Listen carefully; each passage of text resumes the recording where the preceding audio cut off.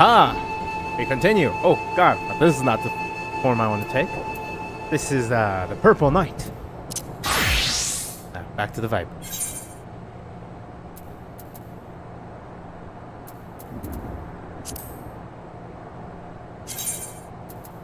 Not desync. No.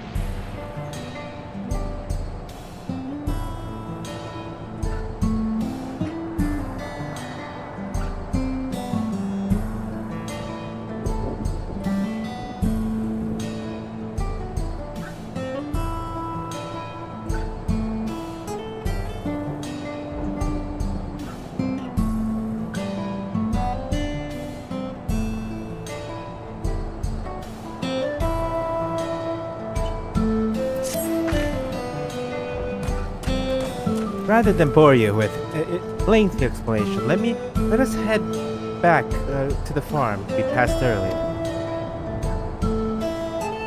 Yep, he's hollow, is it called? We can speak with one of the farmers when we arrive. I guess we're off to Yuppie's Hollow?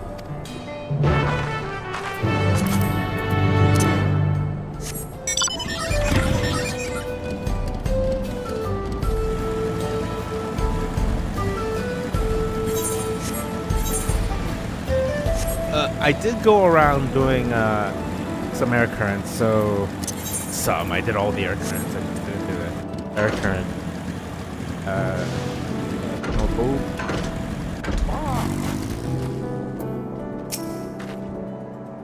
There you are. There we are. Here we are. I'm sure you'll learn a great deal from the workers. What do you suppose they keep building here?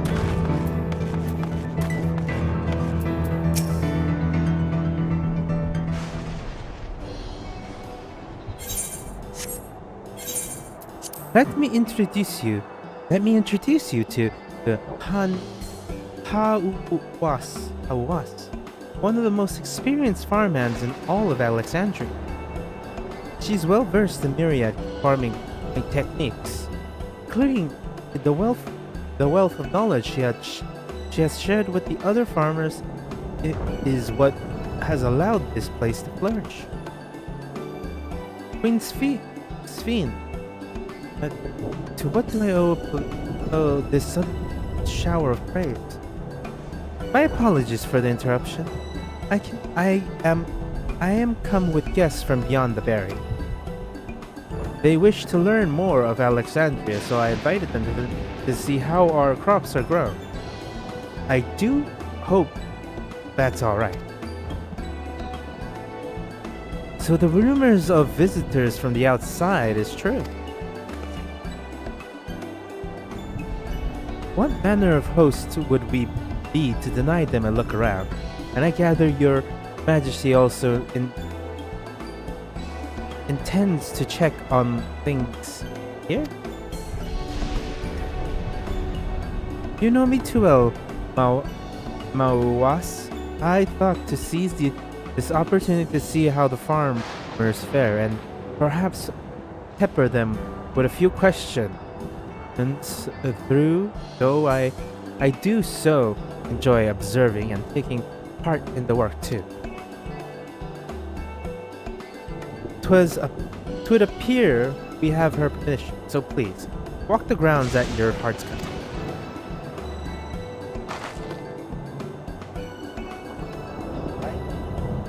So go on ahead. I'll keep Sphene company.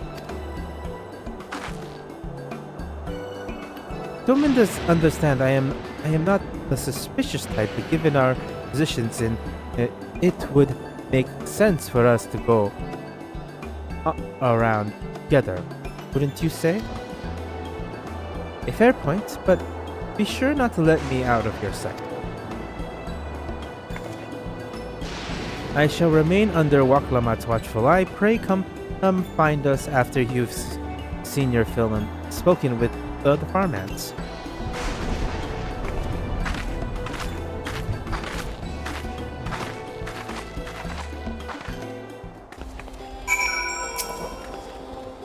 My duties here are quite varied. Despite being merely a farmer, we all have to do our part before to prosper.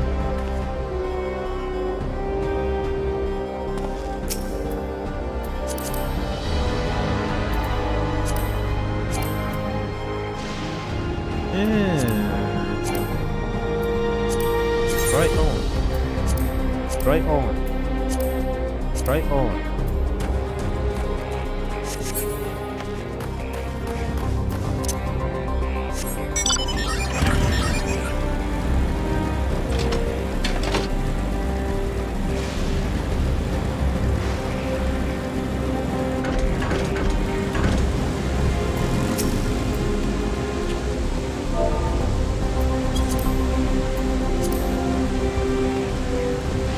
Light levels appear to be fine. As for the power source, you wish to know about my job? I tend to the fields, mostly water the crops, keep the soil fertile, and so on. It admittedly took some time until I fully understood how best to carry out my duties. I also manage the lamps we use in the fields. We do our best to keep everything up to code, but should they even ever start to malfunction, it is up to me to fix them. The land and sky, being what they are, ensuring a rich harvest makes for constant work, but honestly I enjoy how involved the process is. Both my parents have parents being Alexandrian. I didn't grow up knowing much of anything about farming. Every day, it's an opportunity to learn and grow.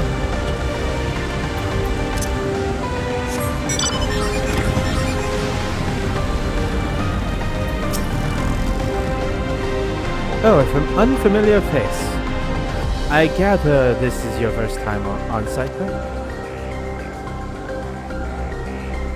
Well, this here is a storage house, or rather the entrance.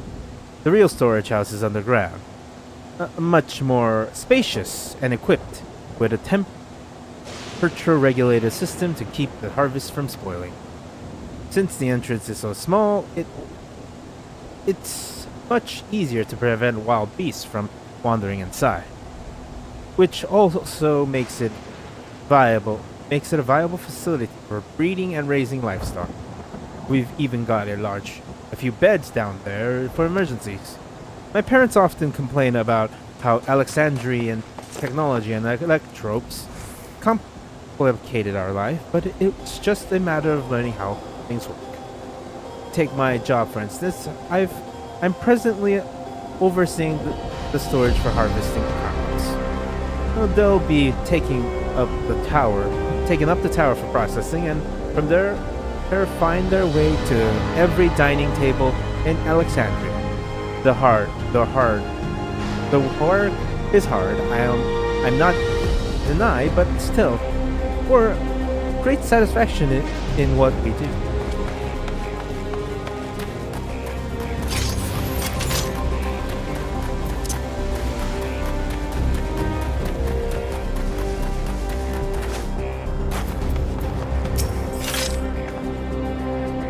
You're saying that you and yours are visiting from beyond the barrier. That's true? They're saying it, at least. So it is, which means we're connected to the outside world again. Not that I have the desire to leave, mind you. I'm quite content with the life here in Alexandria. But setting that aside, you're here to observe our work, right? As you can see, I'm in charge of livestock. Here at Yapkiel's Hollow, we produce not only fruit and vegetables, but also meat, poultry, and chicken, and eggs. Tending to animals is an absolute joy, but I have to be careful not to grow attached. It's always a little sad when they're shipped off, but a job is a job. Well, I need to get back to it, but it was nice talking to you. Please give my regards to the Queen.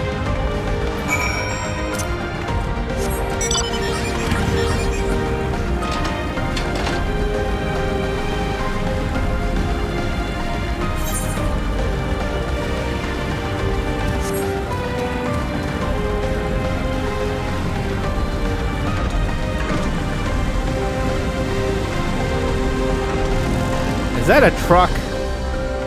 That's a truck. Kind of a truck. Yeah. It's a shame Koana is not here to see all this bizarre contraption. I see. Don't be too hard on yourself. Everyone would have been hard-pressed to deal with such a thing. Oh, welcome back. My apologies for failing to notice your return. I gather you've had your fill of speaking with the farmers. Then let us return to Mahawas.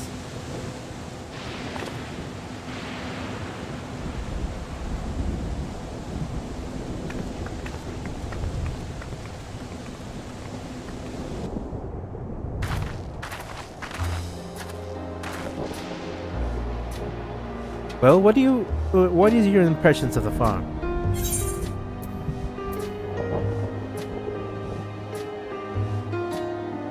Everything seems surprisingly normal.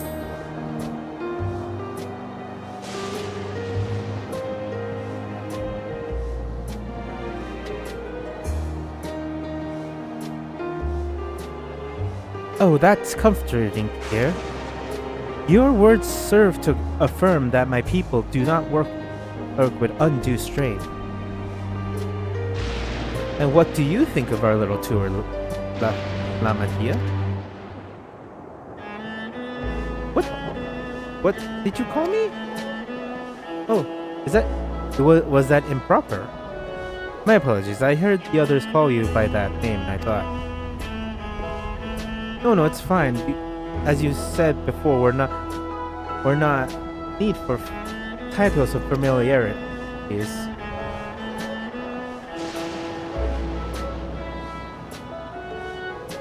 As for my thoughts, I was very impressed. The machines could be used to overcome so harsh an environment. It's amazing.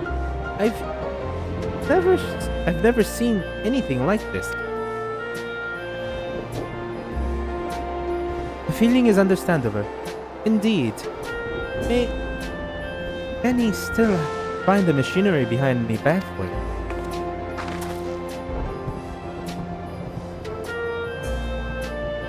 It's a system that controls and distribution of water for the fields and livestock. It's been acting up lately, though. Acting up, you say? You needn't worry, my queen. It happens fairly often. Put simply, it takes in water that has a strong lightning charge. It's taken in water that had a strong lightning charge. We think some creatures have become charged up with energy and they've released it into the river we use as a source.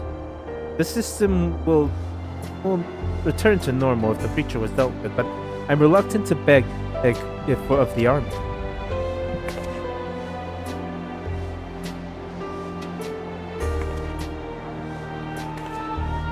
We can take care of it if you'd like.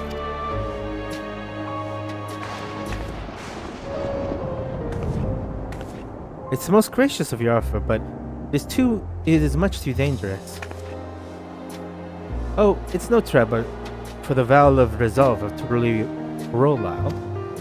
Regardless of how the relationship between our nations may deliver. If there are people in need, I want to help. Oh, simple as that. And Drac'to is even stronger than I am. It shouldn't take us long at home. Then very well, I gratefully accept, but please take all care.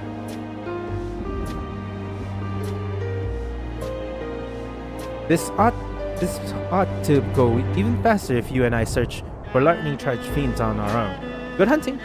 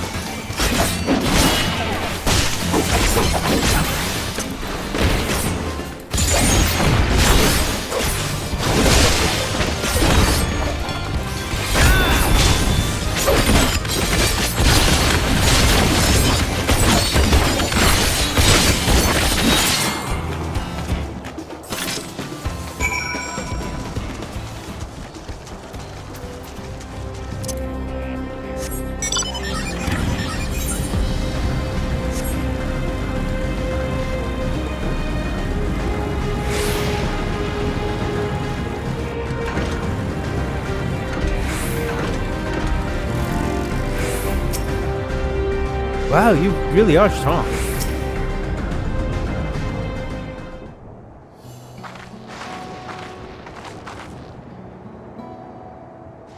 Oh, you're both all right. All right. Thank goodness. You really needn't to worry so much. We barely broke a sweat dealing with the fiends. They're all gone now.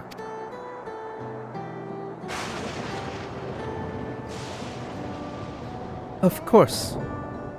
I was worried you're my dear guests. But thank you. We truly appreciate this. Indeed. Indeed, with this we won't have to ask Zoralja's machines for help. He's been making a concerted effort to bolster his forces, sparing but a fraction of the people's protection. He thinks nothing of our safety, unlike Queen Sphene. But that's enough, Mahawas. If you have grievances, I will hear them later, but to speak of the king now. No, she's right. He's never been one to look after his people. Anyways, thanks for letting us tour the farm. The folks are delightful, and it was a pleasure to meet them. You couldn't have favored us with more uplifting words. My people are my pride and joy.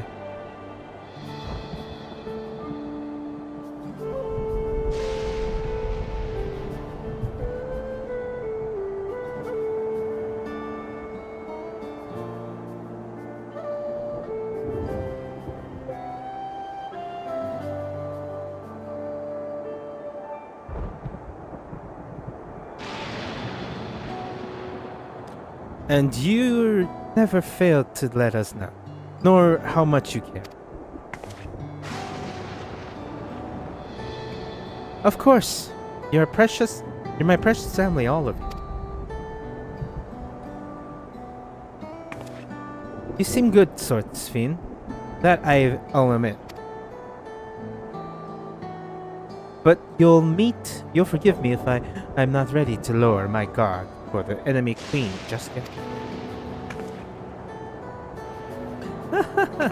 For you to be called that, I dread to imagine what villainy your majesty has committed.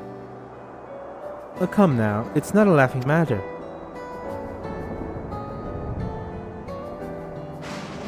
A ruler is responsible for the welfare of the countless lives, and one wrong decision can lead to untold suffering. Failure is unconscionable.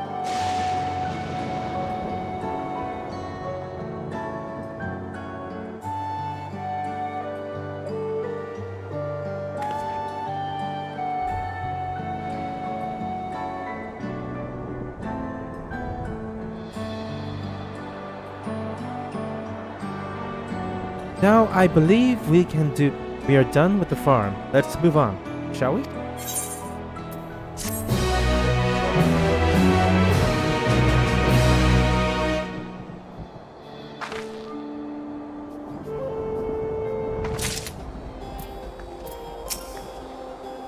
Roger, you bastard. My apologies for laughing earlier. My friends painted an image of Your friend painted an image so far removed from Sphene. We know. I couldn't help myself. Perhaps we should head back to the outskirts. I dare say your friends will also have returned by now. My thanks again for dealing with the fiends. Come and visit us anytime.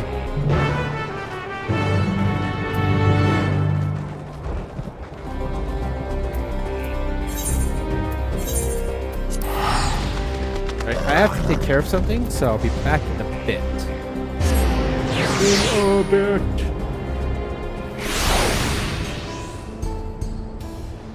So this isn't going to be a long stream, so most likely we'll see how long I'll go, but not too long. But I need to go do something quickly.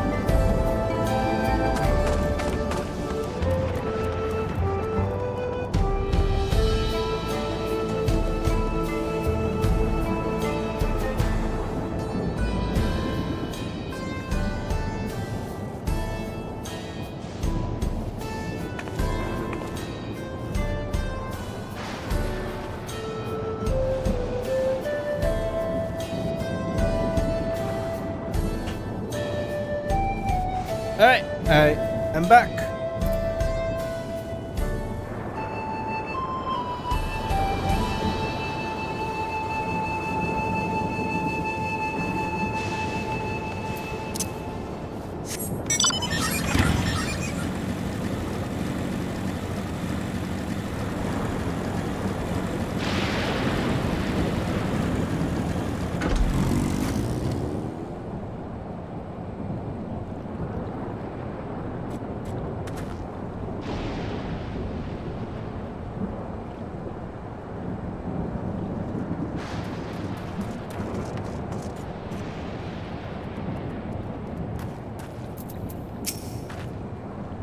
There is so much of Alexandria. Testing. There's so much of Alexandria I would love to show you. Oh, there. Oh, did you hear that?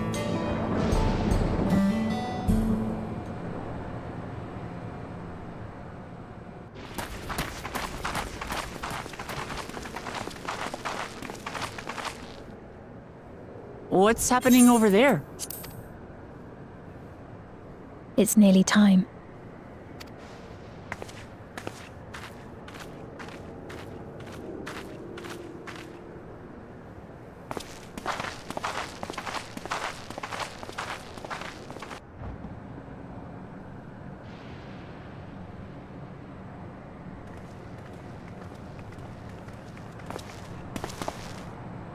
I'm glad you could make it.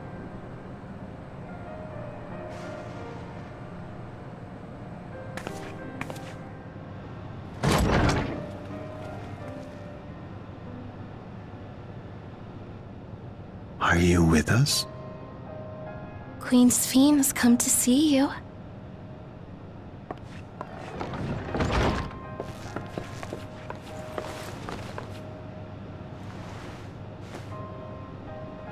We're here, Namika. Everything is going to be all right.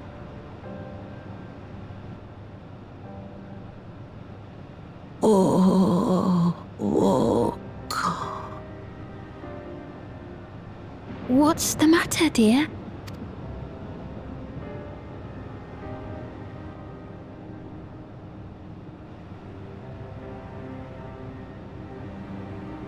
It can't be. That's the bangle I get. You know her? Of course I know her. She was like a... I see. She was always willing to lend a kindly ear to others, but rarely did she ever speak. Is it... She must have arrived shortly before the barrier manifested. For us, it was perhaps days, but... Namika, it's me!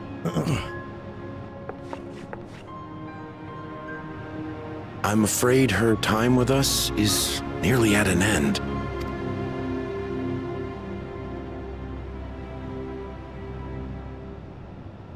Has she no more soul cells?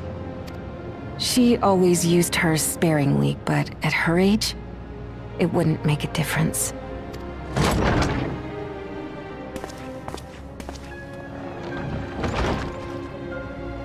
Ma'am, the ushers have arrived.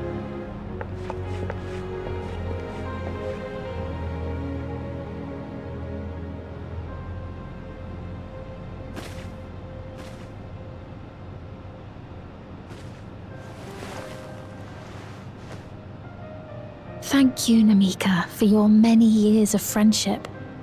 Take comfort in the knowledge that this is not... Be not afraid. Your memory will live on. In us.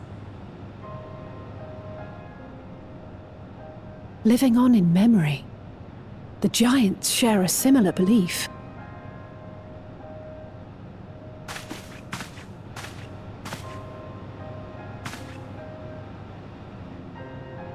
Wait! Where are you taking her? Worry not.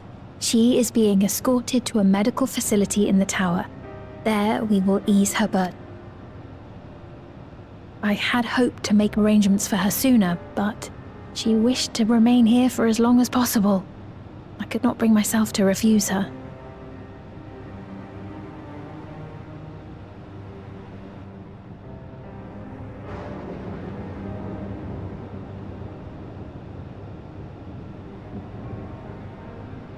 Is there any way I might stay with her for a little while longer? We may not share the same blood, but she was my mother. Please.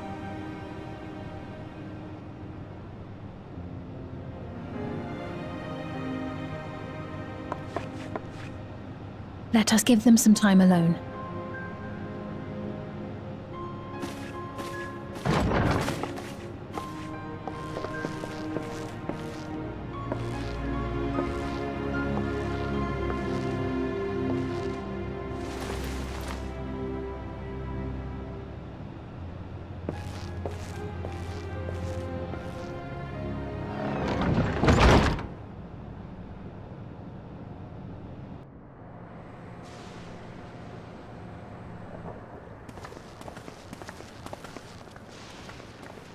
She didn't speak, but I'm grateful that I could be with her at the end. It's not the end.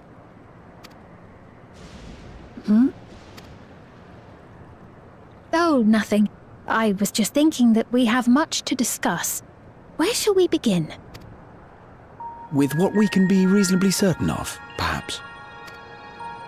Between what we have witnessed and the testimony of Alexandria's inhabitants, it's safe to say that two distinct lands have indeed become one.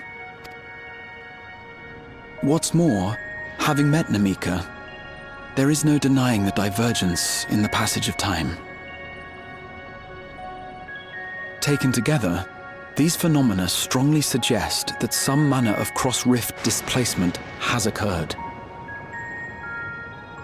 Specifically, the displacement of Alexandria from another reflection to the source.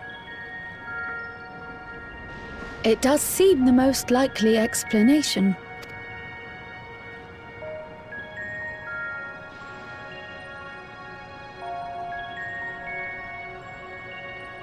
What perplexes me, however, is the scale of said displacement.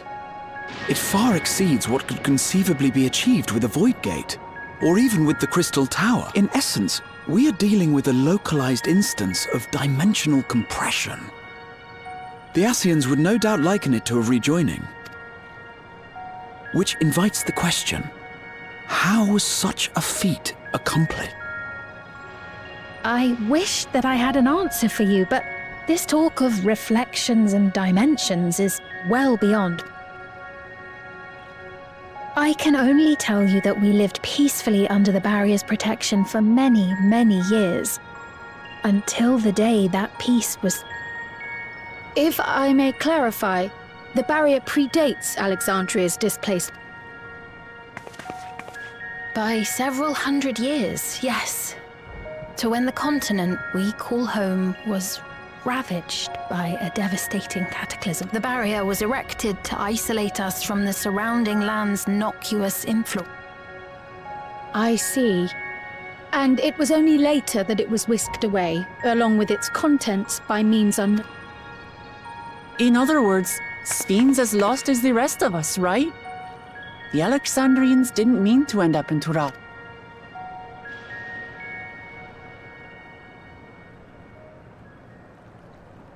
Or did they? But of course, our next stop ought to be Everkeep.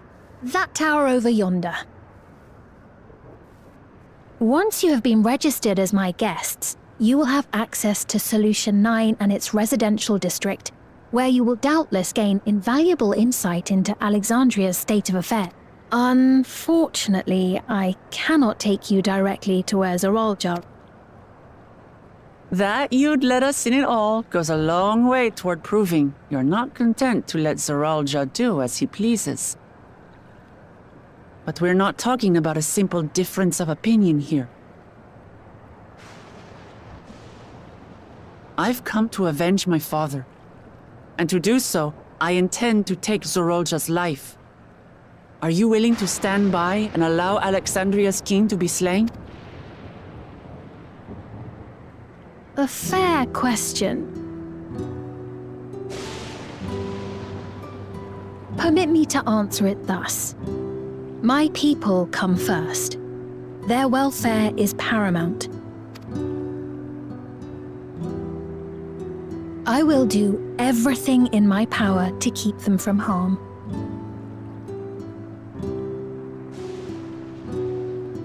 It is a ruler's duty.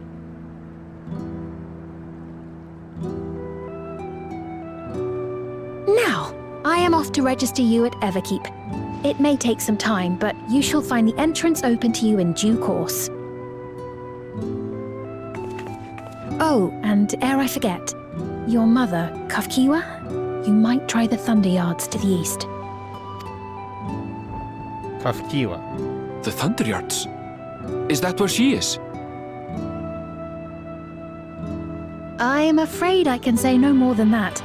Make for the Thunder Yards, and all will be made clear.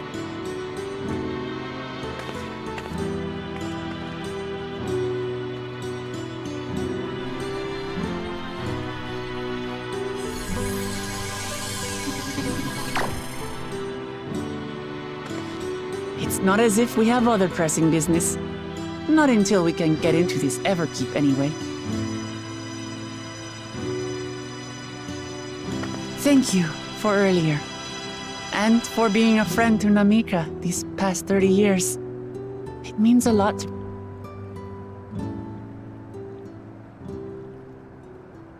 Namika?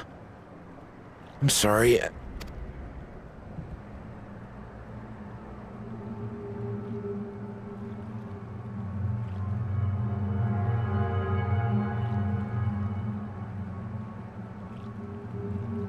What? We were just with her. I don't mean to give offense, but I honestly have no idea who you are talking about. How can you not know who she is? You're in charge here. She was under your care. Then in all likelihood, my memories of her have been stored in the cloud.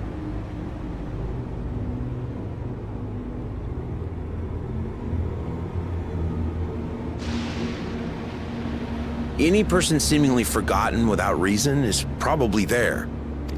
Oh, I really must be getting back to work.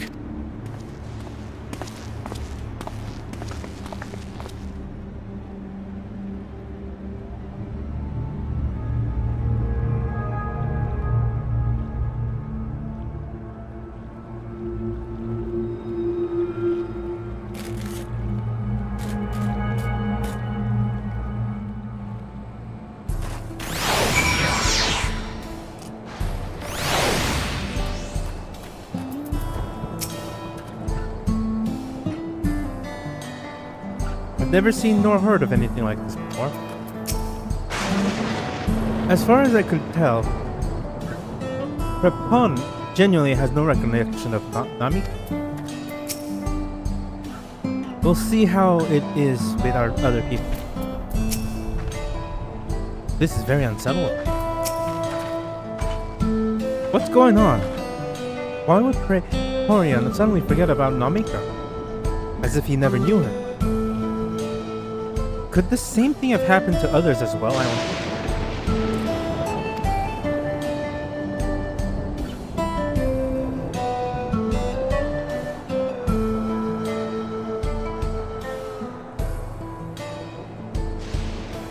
That's not... There's only one way to find out. Let's make inquiries about Namika in the area. We are reconvening afterwards at 8, alright?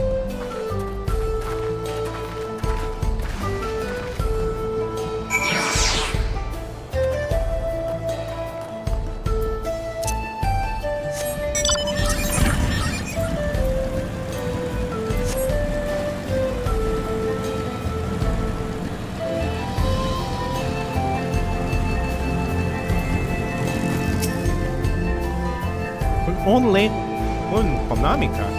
I'm afraid I do not know that person. I'm sorry, I could not help. Cannot be helped.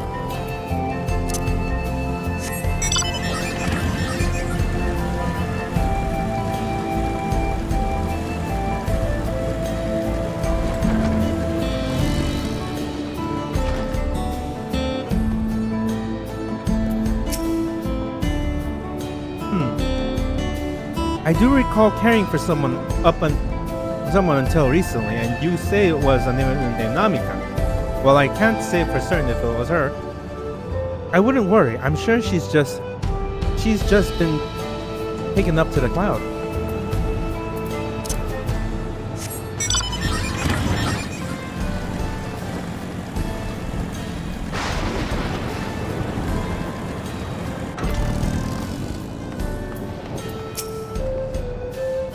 What? Wait, what's that? Do I know a Namika? Never met anyone by the name, and I've worked at the Atticus for a good while now. If she spent time here, I would remember.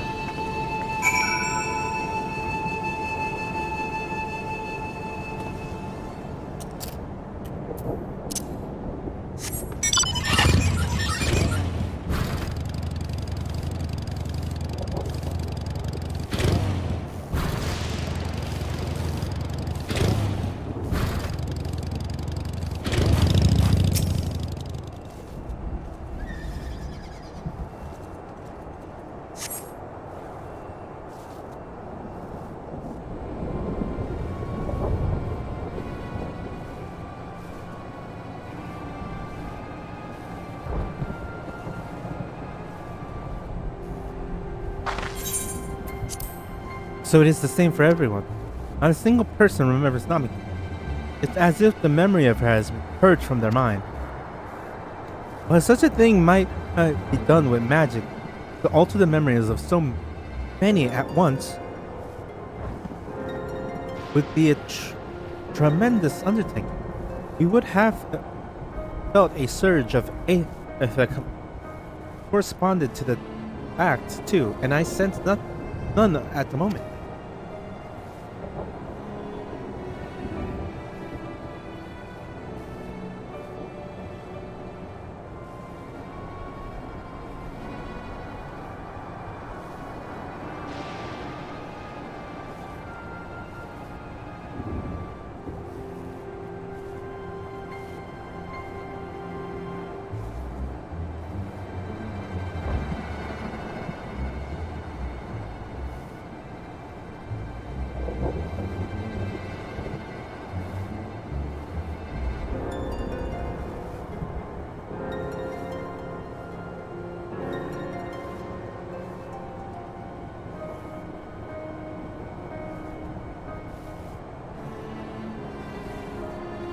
Neither did I, but I did notice something else. Right before Papaliano suddenly forgot, a light in the device on his head began to blink. Would there be a connection? Someone else said something about soul cells.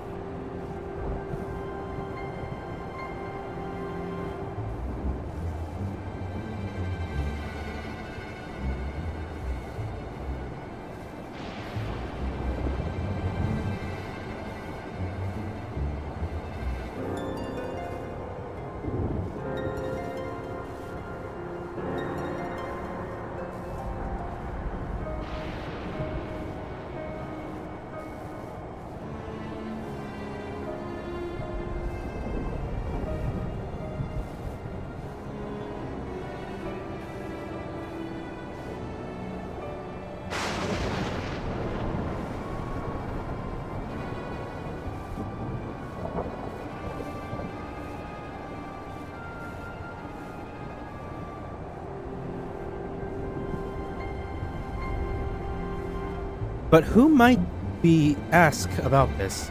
If we continue making such inquiries, I expect we will only cause confusion. Indeed, if we can't readily solve the mystery about Namika, perhaps we should search for Sensi Uya instead. Sphene said it was to try the Thunderfields. It should be in this direction.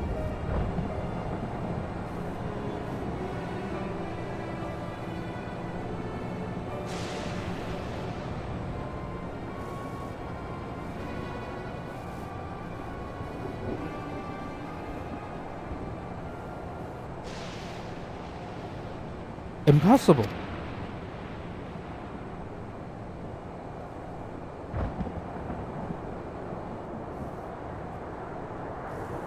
Hmm? Another thing, kind of mechanical soldier. It looks dangerous. We'd better destroy it.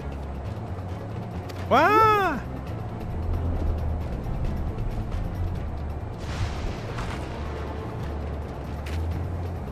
Should we give it chase? I think it understood our words. It might be worth asking it some questions. Armville, are you alright? You look like you saw a ghost. It's nothing. I'm fine. Well, it went off in the direction we're headed anyway, so let's try and track it down.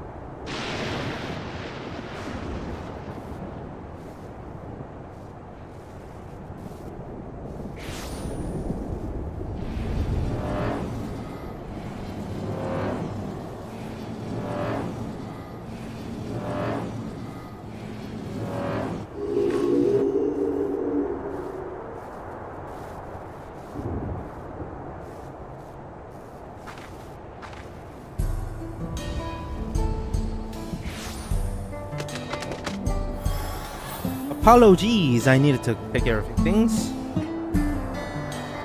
Yep, this is turning out to be a lot shorter. Trying to stream, but I have a bunch of stuff that's happening.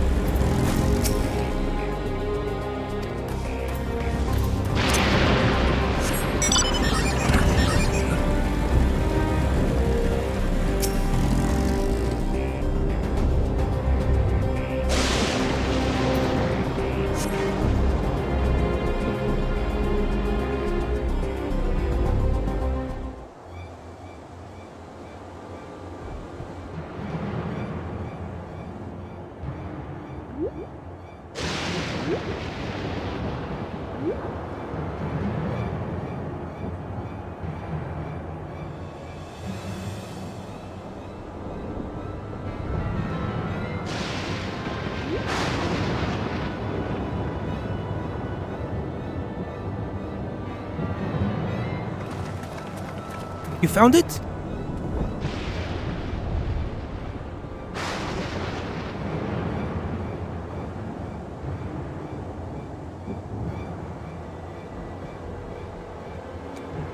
To the northwest, and it must be bound for the mines. Right down. Come on, then. Come on, then. It could well be a trap, but let's not rush in too quickly.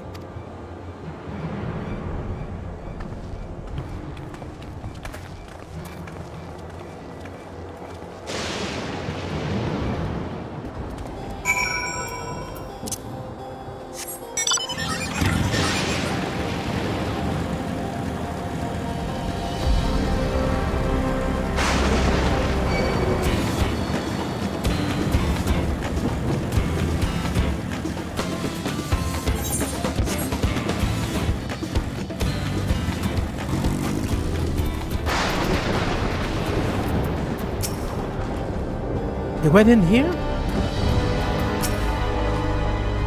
I think it's safe to assume it went into the mines. The stone in these crates, could it be turquoise? An old coal mine.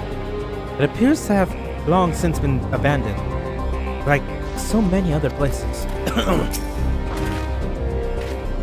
I hear faint voices coming from inside. So it's not alone, but we'll still go in, of course. Maybe a trap, but ready for fight, everyone.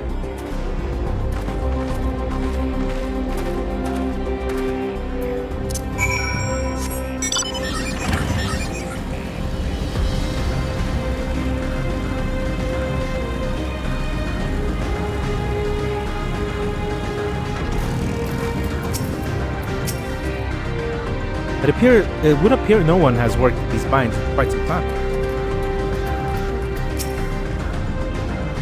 I'm not worried. We've had to improvise countless times before, after all. This tunnel just keeps going.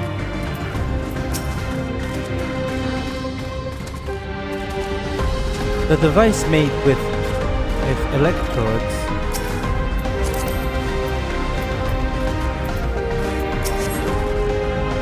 The device made with electrodes, it seems to be the only one here. I'm glad I can hear them. Several people up ahead. I can't make out their conversations with the echo. Let's go in and stay on our guard.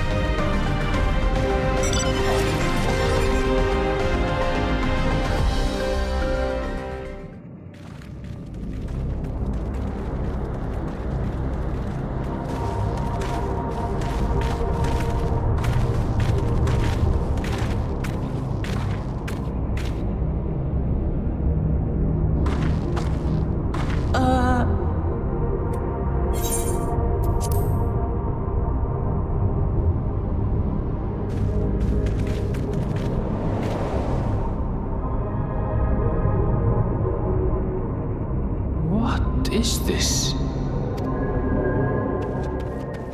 Ironville!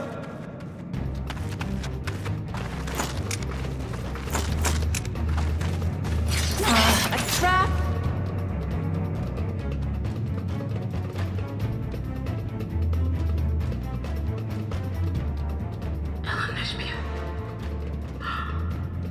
It really is. Huh? Who? I just have to get a look at you in the light. And I can still hardly believe my eyes. But it is you, my darling Eldersphere. My darling, what now?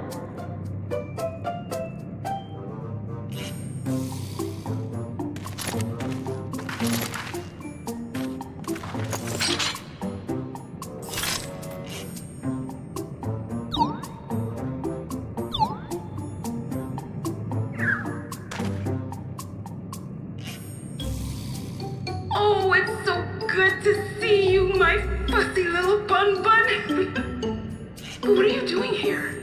What brings you all this way?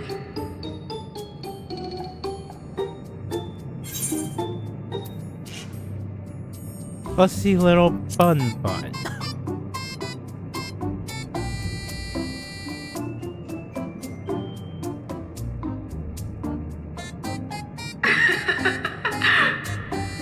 Why the long face? Aren't you happy to see me after all this time? I'd know that laugh anywhere. Mother? Wait. Since when was your mother a weird floating thing? And what have we here? Say, aren't you Galul Jaja's kitten? I knew I recognized that adorable fuzzy face! Eldersphere was always so excited whenever you invited him over to play. You remember me, I hope? I can't say that I do, but you know my father?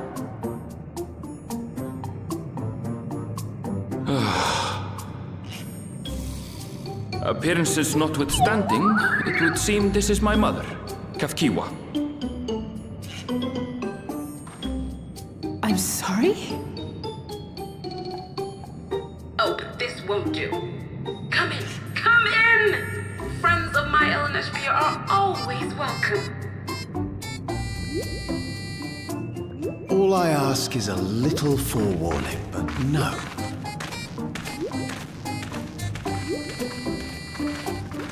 Hey, they're wearing Crystarium gear.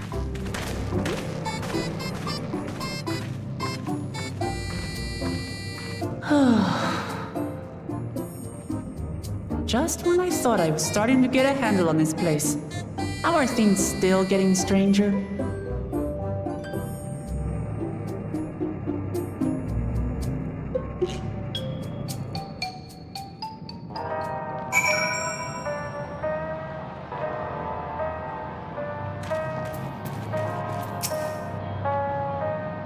Hello.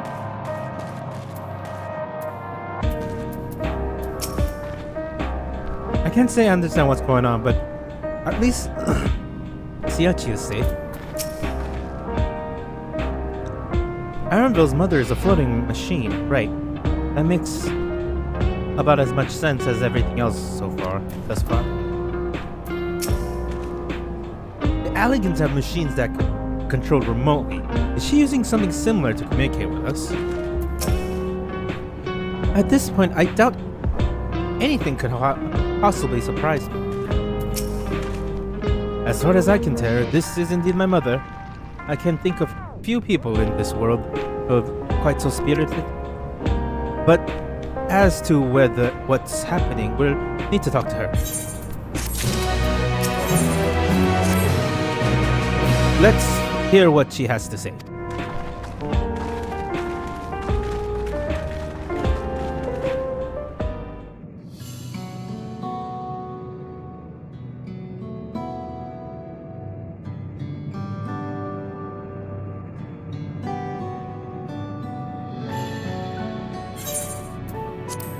Well, welcome to meet. Well, it's so wonderful to meet you all.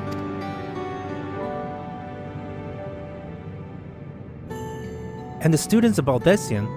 It's been quite a while since I heard that name. Dare I ask the reason for your appearance? Oh, this. It's just the body that I control remotely. I use this for our operation.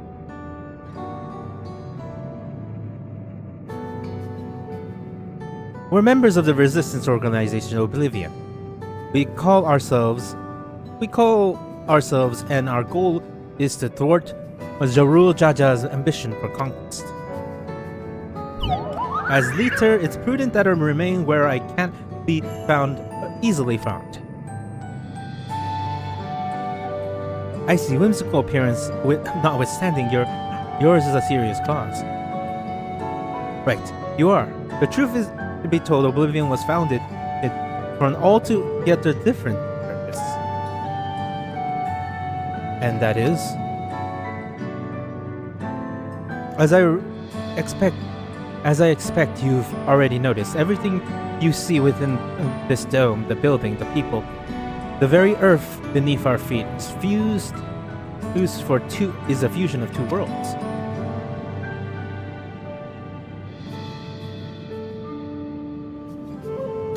Stopping such a fusion was Oblivion's original mission.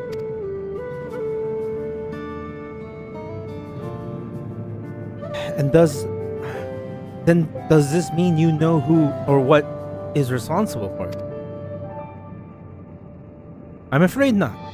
This was a long time ago, and our mission statement has become more of a legend than a that's passed down to members.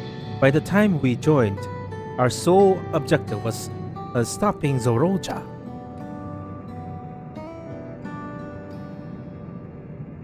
But we failed to do that, and now he's taken his army outside the dome.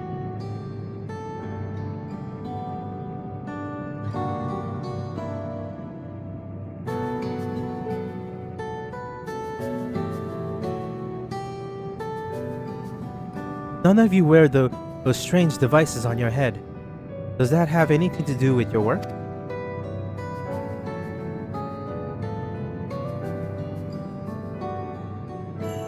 You mean this? It is a regulator, the pinnacle of electropy technology, and that we don't wear it indeed relates to our operations. What exactly does it do? Allow me to explain. Regulators have two primary functions.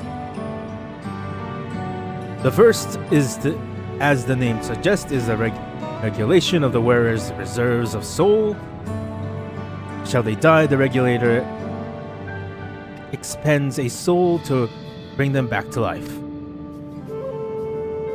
Reserves? You mean people walk around carrying spare souls? They do. Souls are packaged in cells, and they can be used to replenish the life force that is lost due to sudden death, such as in accidents. They do nothing for those who die of old age, though.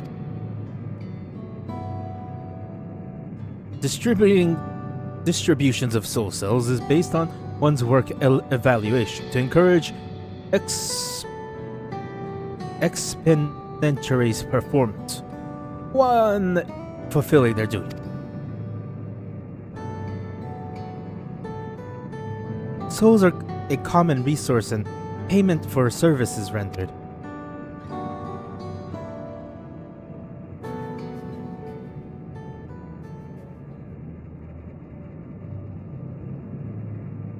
The void sent practice of consuming others for their aether comes to mind, and similarly, I expect that the act comes with some risk.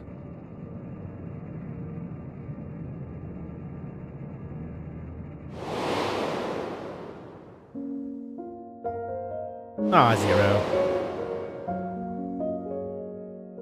That weirdo that ate his friend.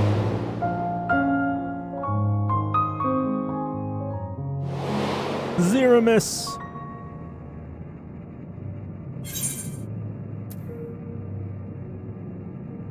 Wouldn't the consciences of others corrupt your own?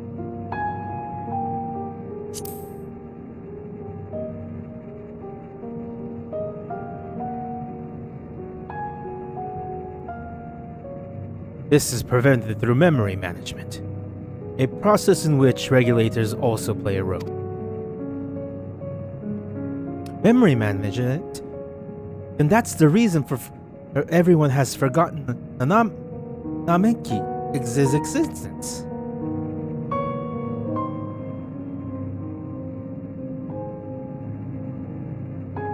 The regulators are constantly recording the memories of their wearers, so if they should suddenly lie, their memories can be refreshed as part of the restoration process. This is how they preserve one's identity and sense of self. However, the regulators are also triggered when someone also dies.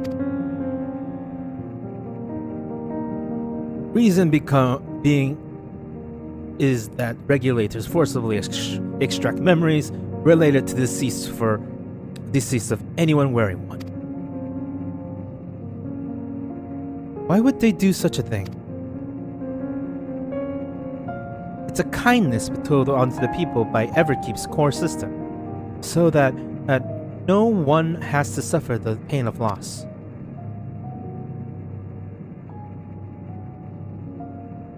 So this is what it's meant by the memories being in the cloud. Indeed, all the memories of the deceased are wiped from the mind of the people and archived in the system. It's a frightening function of the regulator and an integral step in soul cell production.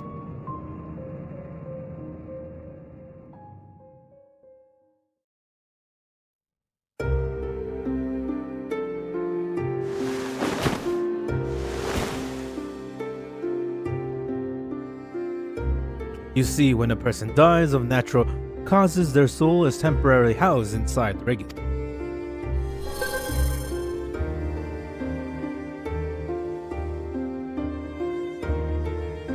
It's then delivered to a facility where memories are separated from the soul.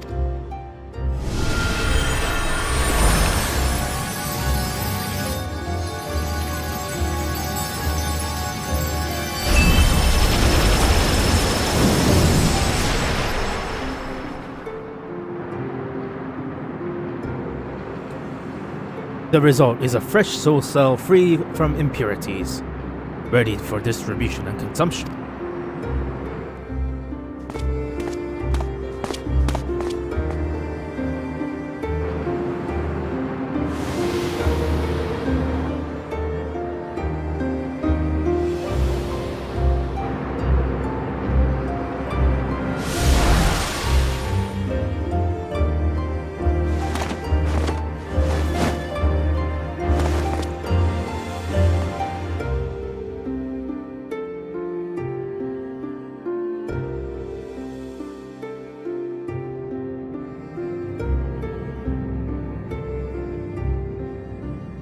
Meanwhile, the memories are stored in the core system to be remembered forever.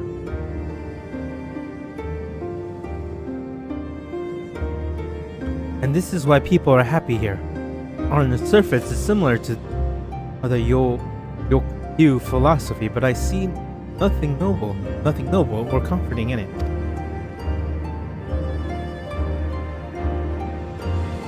Well, it doesn't seem to so terrible in my well, it doesn't seem so terrible to me personally. All comes down to what you're used to, I suppose. Like the barrier encasing Alexandria, this system was created to overcome the calamity that transformed the world hundreds of years ago. Amongst the mounting death toll, scientists use electrodes to devise a means to save what lives they could, so that the nation will endure.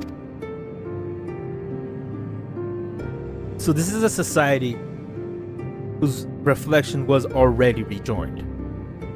I'm pretty sure that's what happened. The first one, the lightning rejoining. I understand the people of Alexandria did what they believed was best to save their people. I just find it hard to believe that the Turoli would also accept this way of living. It came as a shock to us all as well. In fact, a great many were opposed to it. Which is why the use of regulators was never compulsory. The people have always been free to go without them if they so wish. Sfina doesn't strike me as a sort of ruler to impose her will on others.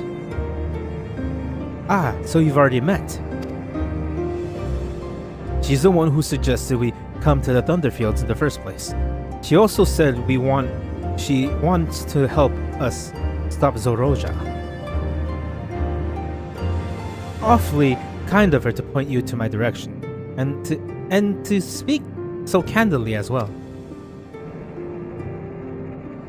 Whatever her motives, she has given the people a choice: live with the risks of true death or the security of the regulators. Everything that lives must someday die. This is the natural order of things.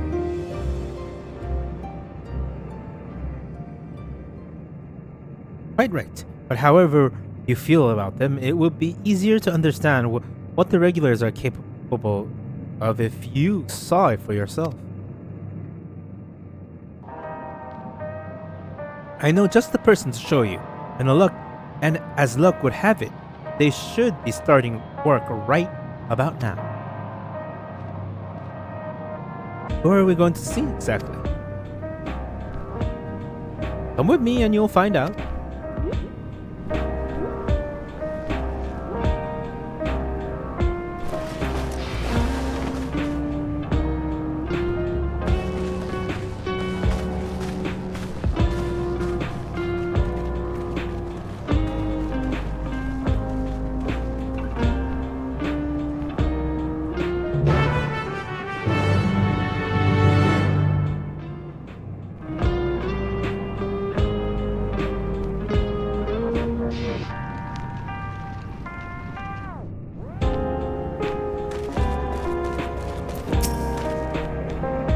Take care not to get struck by lightning out there. One fellow reckoned you could dodge them by jumping back. The instant there's a flash, but that's crazy if you ask me. Titus? Nostalgia is my twin sister. Like most people, we both used to wear regulators, but, well, let's just say a lot happened. Firearms made the most sense for people who don't have combat training like us. That's why we salvage so many as we can from the mechanical soldiers and convert them to our use.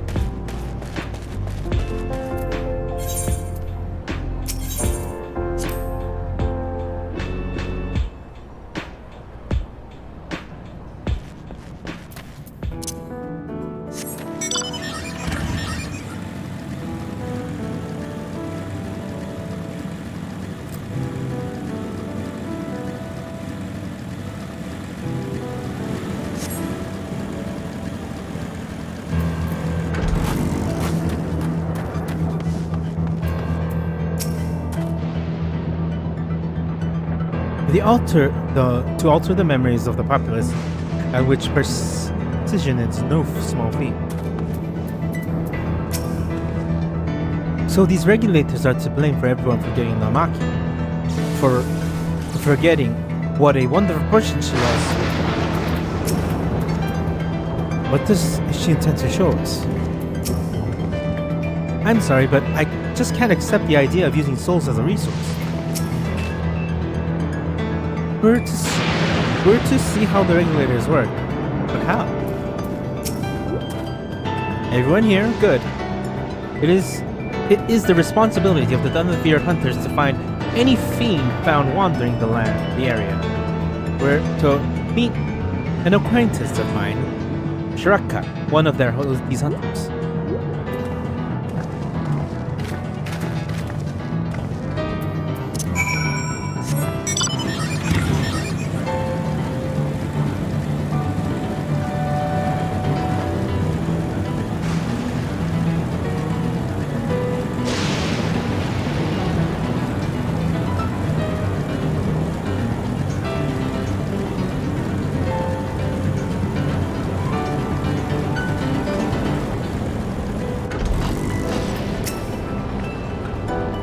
What do you think is in this box? I'm guessing food? Judging by the name, I take this facility is for gathering lightning.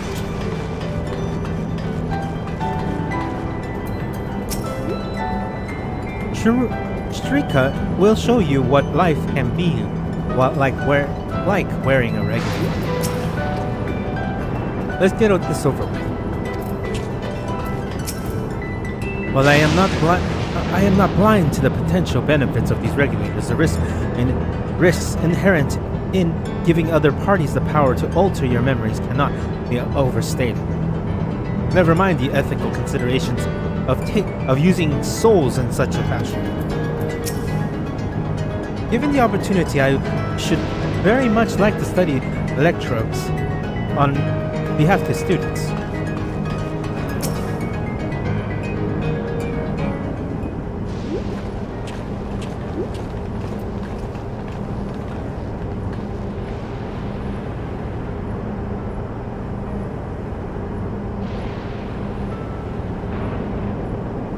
Kasika, what are you doing here? With so many friends. Apologies for the intrusion, but I was hoping they might observe you at work. Hunting, you mean? That's fine, I guess.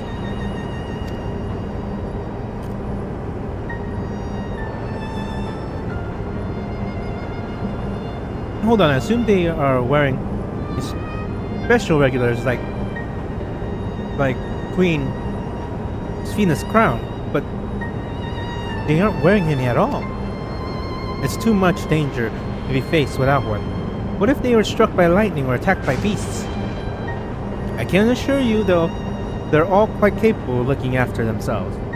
If anything should go amiss, I will take full responsibility.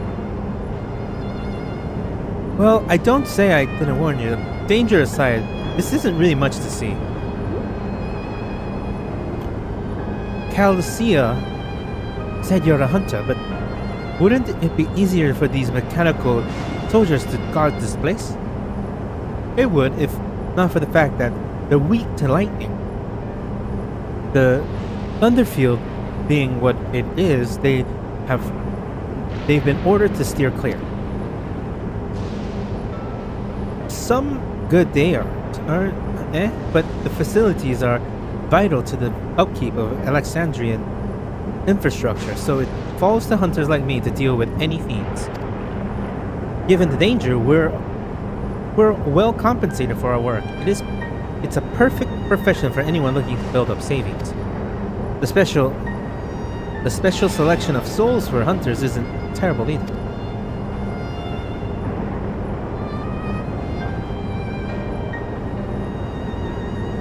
I brought these lot to see this danger you speak of, if it's not too much trouble to ask. Ah, of course.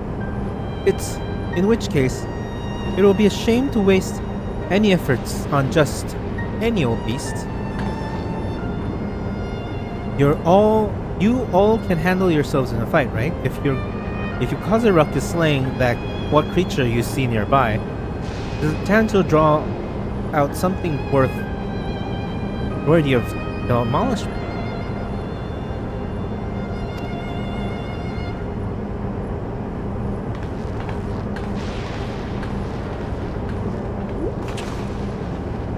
I'm not sure I understand, but I suppose we should slay what we can see.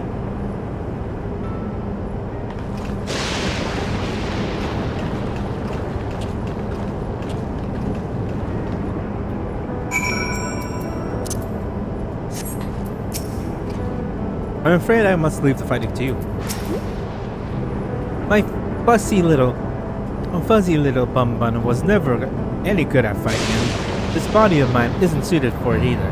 We leave this work in your capable hands.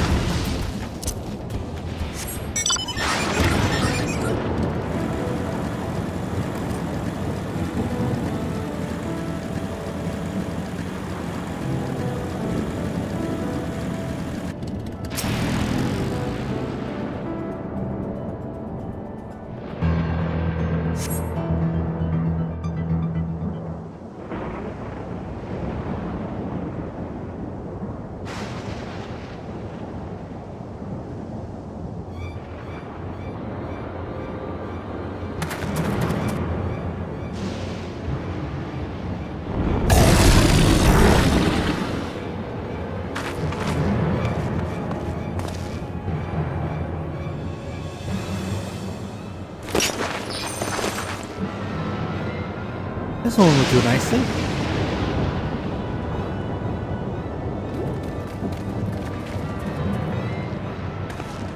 We'll help you. It's fine, really. I face worse, just watch.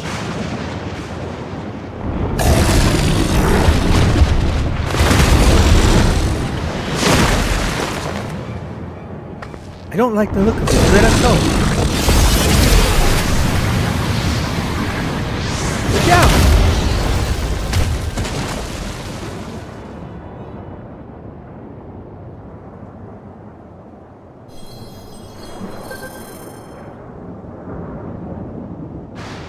Post preserve. She needs healing.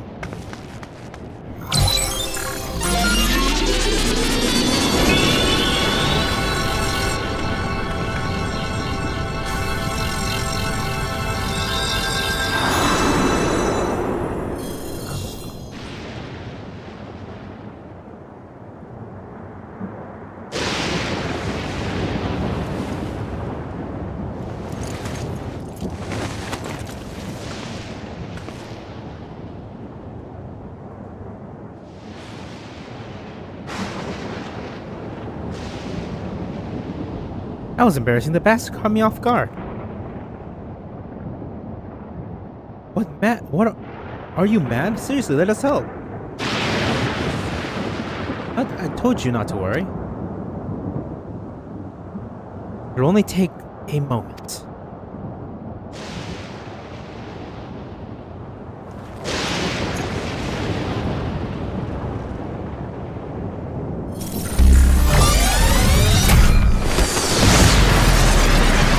I'm going Trans Am!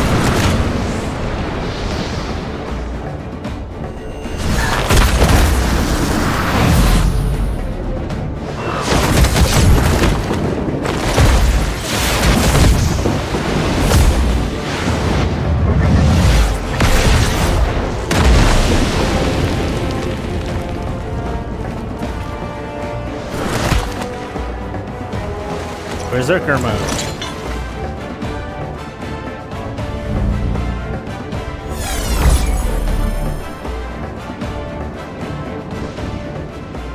Just like Zoroja. Come on, let's get out of here.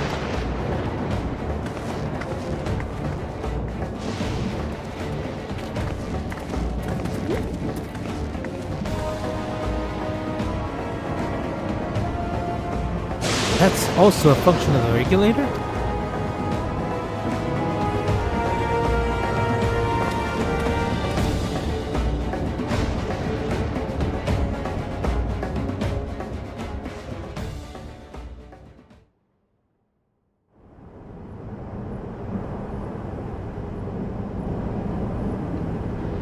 I think I understand how Zoroja was able to return from the dead and defeat Papa, but I'm not sure what we just saw at the end there. As soon as the regulator turned red, it was as if you were possessed. Your movement became beast-like. Don't tell me you empower yourself with a soul of a beast. I'm reminded of a serpentine soldier who being encountered at Vanguard who did the same. As you've crossed paths with one of the King's elite, such a form can only be achieved from gorging yourself on souls. We could do the same in theory, but it requires... it's incredibly dangerous. Besides, it's not as if they would allow hunters to carry that much souls to begin with.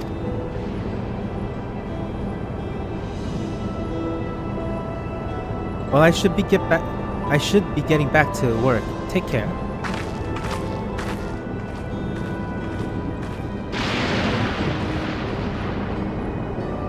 And there you have it.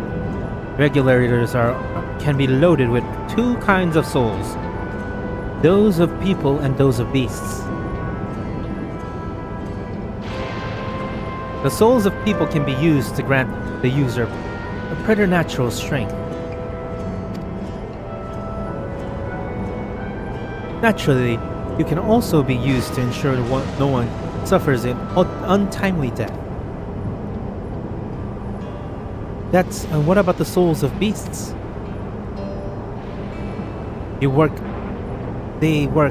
much in the same fashion, imbuing you with the strength of the chosen animal. If, for example, you use the soul of a wolf, you'll grow much agile and feral, as you saw with Strika. Using several of the same type of at once, however, can result in physical changes. Your teeth might become fangs, your nails, claws. Too many, and you will become more beast than man. Changing one's form through the soul of other beings, it becomes more and more reminiscent of voice act.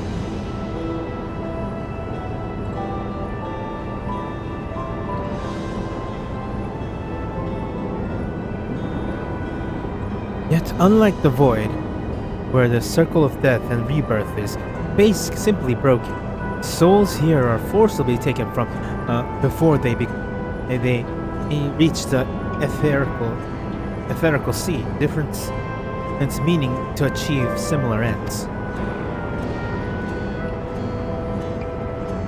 A circle to which all within the dome are bound.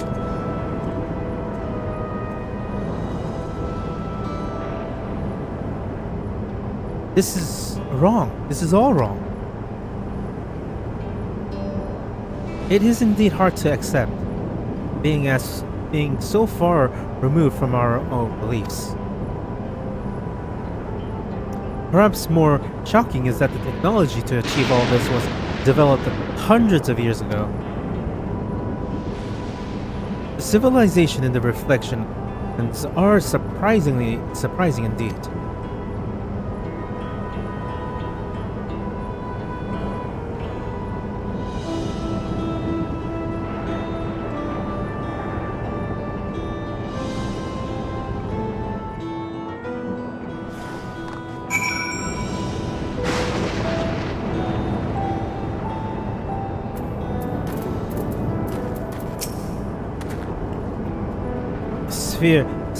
Speak of living lived experiences, she says she is far older than she appears. Considering the power of these regulators, perhaps it is not so far-fetched. I've never seen it for myself, but it's said that the soul is potent enough. A single soul is enough to induce a monstrous transformation.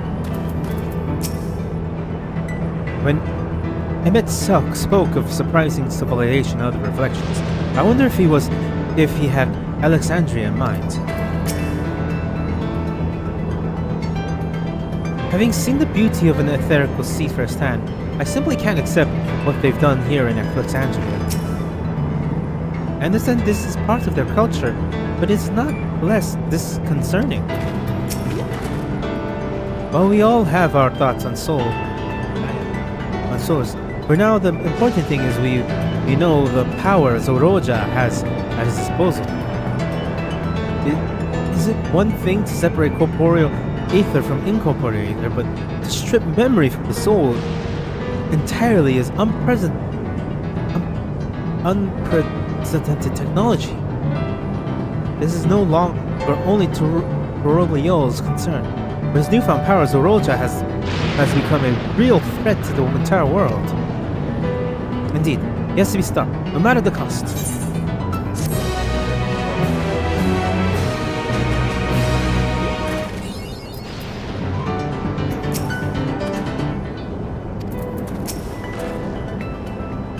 Regulators gave Zoroja a frightening advantage, and that's just one of the devices he's gotten his hands on.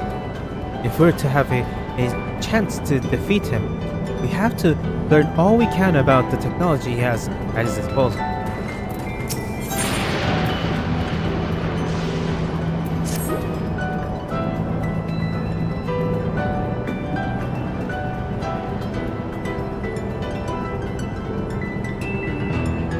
I trust you've gained an insight of the use of souls in Alexandria.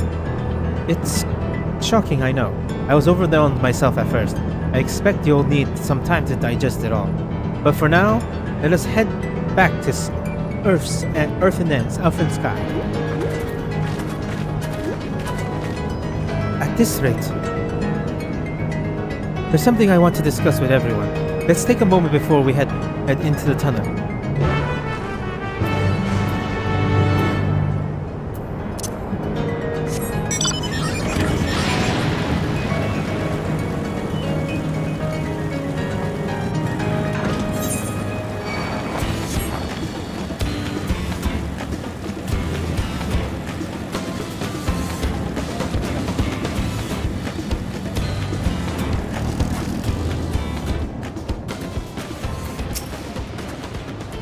The thing that everyone has lived here for 30 years, long enough to become accustomed to the way of life.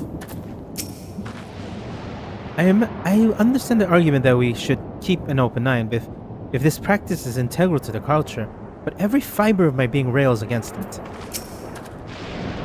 This would that we could see firsthand how regulators are used, to draw upon even the soul of fiends. I shudder to imagine how powerful Zoroja could come. What does Lamantia wish to discuss, I wonder? Lamantia. I'm sorry for delaying us, but I have some thoughts I need to share. I In both technology and values, it's plain that there's a wide gap between Drac'to and Alexandria. And while Zoroja knows everything about us, we know hardly anything about what he's become. Indeed, we haven't even seen what lies within the enormous tower Everkeep. So here, I would like to make a proposal. We work with Miss Sachiaua and her people. We need to learn as much as we can about the enemy. The quickest way would be to join hands with Oblivion. We're only just met them, I know, and we shouldn't be too quick to trust, but the fact remains that they share our desire to stop Zoroja. Sphina too claims to be at odds with the King of Resolve. May I ask why you would cooperate with Oblivion instead? It's simple. Their leader is Erenvir's mother. Meanwhile, whatever Sphina may fear, she's the ruler of this nation. There's a great risk in working with her, and less reason to take her for her word. A fair point.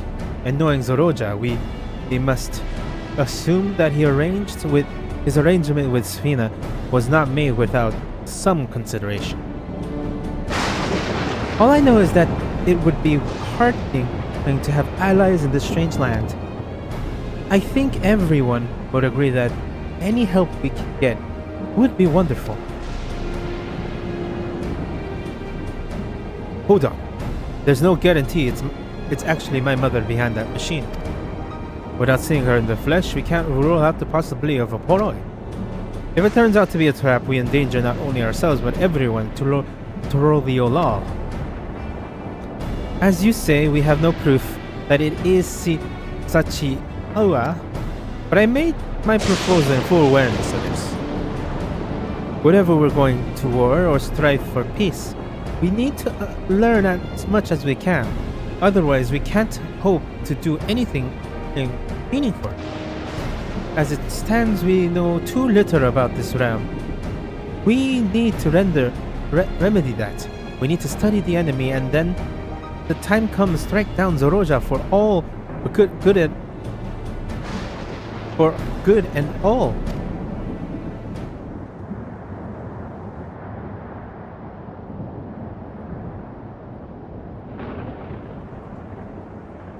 What's more, I trust you, Elder. You've always had good instinct, honed from your time training under your mother. What if I'm wrong? What if sentiment is clouding my judgment? If it's trapped, then we'll deal with it when it's sprung.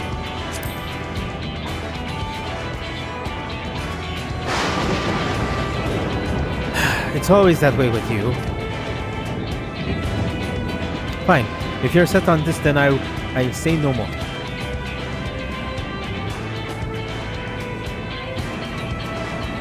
Then it's settled.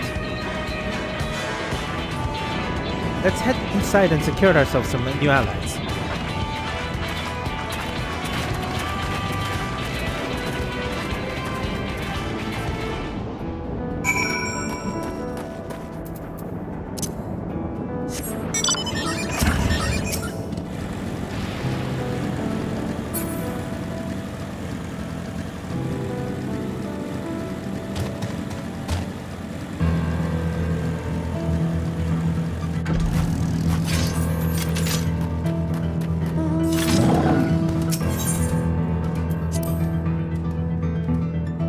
Earth and sky. Oh, hello again. Wildlife can be very dangerous out there. You need to take care of you if you don't wear regulators. I understand how regulators is. You understand how regulators work now, I trust. It's one of those things it's best seen in action. With the resources at their disposal, I am hoping that Sachiaua and her people will make great allies. I'm unaccustomed to seeing her make decisions like a ruler, better than that than her former vacillating affairs, then? While I'm all for dealing with Zoroja, we need to consider how our actions will affect ordinary Alexandrians. They're not the enemy after all. The vow of resolve is possessed of conviction and flexibility to birth. If the tales are true, she learned much in the course of the rite of succession. I agree with Vaklamat. It is a gamble, well, regardless of whether or not we choose to work with the people here. And more knowledge is better than less. Information.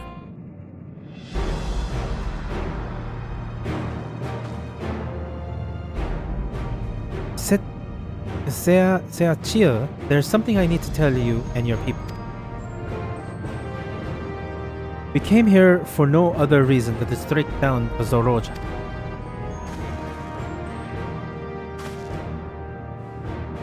But I thought he was your brother. Do you really mean to kill your own kin? My kin invaded our nation and murdered our people. As vow of resolve, it falls to me to bring him to account. I am prepared to do what I must, and I won't hesitate when the time comes. Like us, you and yours oppose Zoroja in light of this. I propose that we work together to stop him once and for all.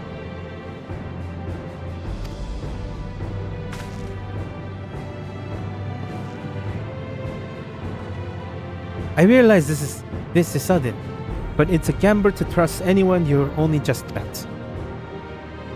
But I will trust in the conviction of anyone who shares my goal. So fight with me, I beg you.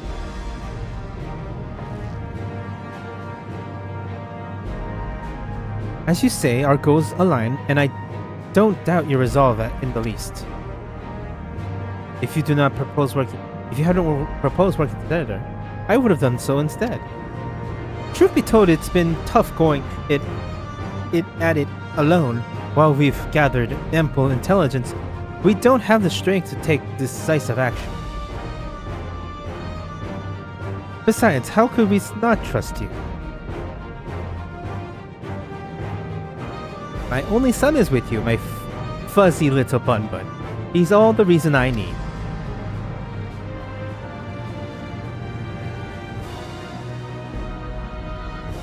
And then it's decided. Here's to a fruitful collaboration.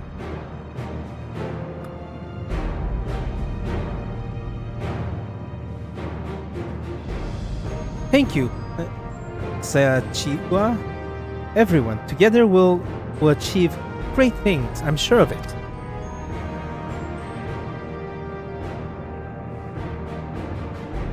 Then let's not waste any time. We've been wondering about Zoroja's whereabouts. Is there a palace inside the tower? After a fashion, the king resides on the uppermost level, but while Queen's Fiend has had a penchant for going out to the public, he seldom shows himself. That's what's more, movements are highly classified. Not even his commanders are privy to that information. If anyone knows where he is at any given time, it could only be the Queen. Even if we don't know his whereabouts, Zoroja will eventually march on Torolier again. That's when we can go after him. The drawback is we'll have to wait for the invasion to happen. Innocents would be put in harm's way. There's also the possibility that he will leave everything to his minions and not command the army in person.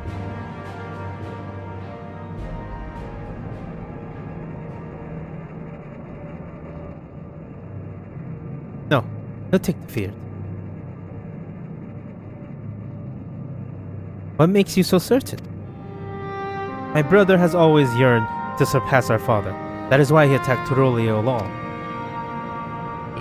After waiting for 30 years, the first thing he wanted to do was demonstrate his newfound strength. But killing Papa didn't satisfy him. So now he bent on proving himself stronger than me and Kona, who bested him in the right of succession. He challenged me to strike him down. He wanted a doer to show everyone that he's superior to the Dawntrail, and he wouldn't let his minions deprive him of the pleasure. Then why hasn't he appeared and given you a challenge? Surely he's aware of our presence here. And that, I can only guess. Perhaps he wants to dazzle us with his wondrous realm. But if he wouldn't deign to appear, then we'll force him to do so.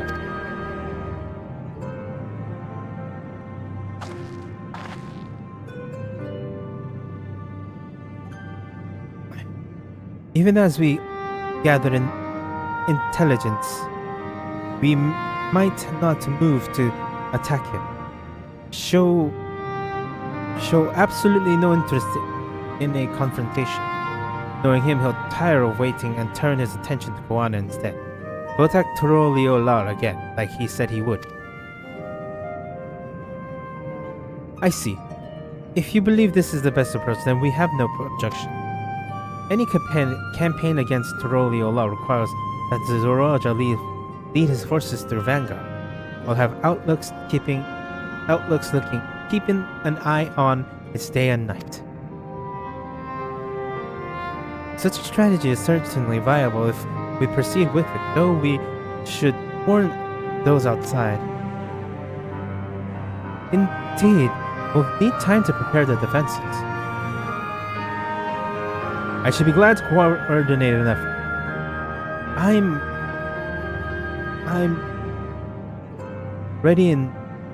already in regular contact with Stola, and we'll make sure to keep our comrades appraised of developments. You can leave Vanguard to us. We sent word at the first sign of movement.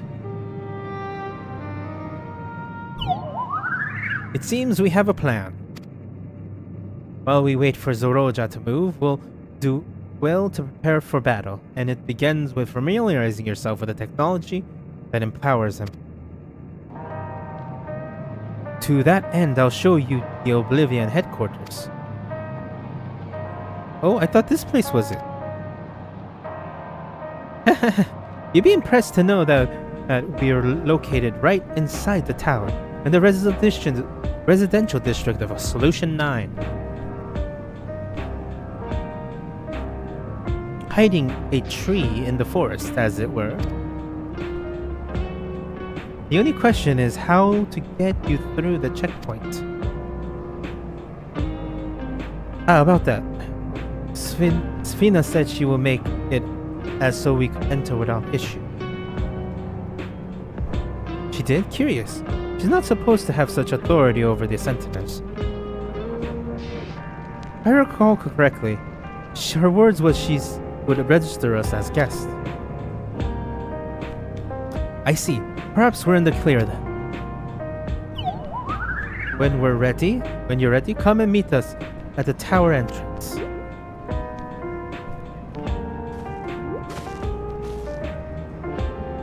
Before you head out, giving us a moment to introduce ourselves properly, eh? After all, names are good to know when working together.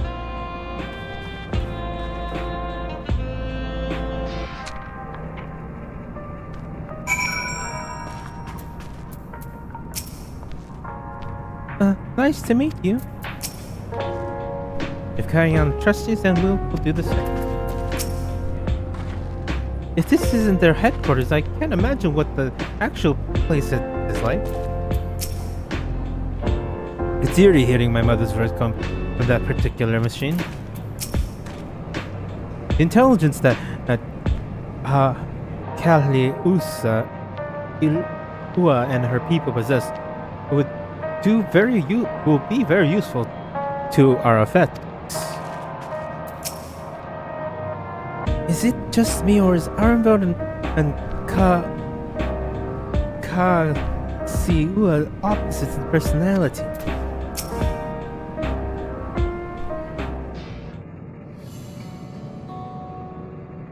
Like Oblivion has operatives all over, we're the main crew here. Oh, I am Drac'to, the leader of this hideout, and the dependent young twins besides me is Nostalgia and Waya Kia. I am Nostalgia. It's a pleasure to meet you. My sister and I were born and raised inside the barrier. We've been with Oblivion for 3 years, and our main duty are surveillance and provisions. Twins, eh? That explains the resemblance. Wawakua is a Tuna-Wahten name, unless I'm mistaken. That's right. Our mother is Turoliolan and our father is Alexandrian.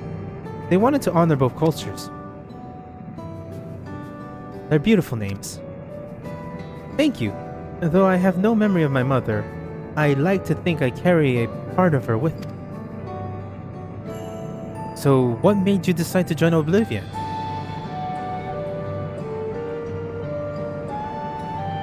We want to avenge our father.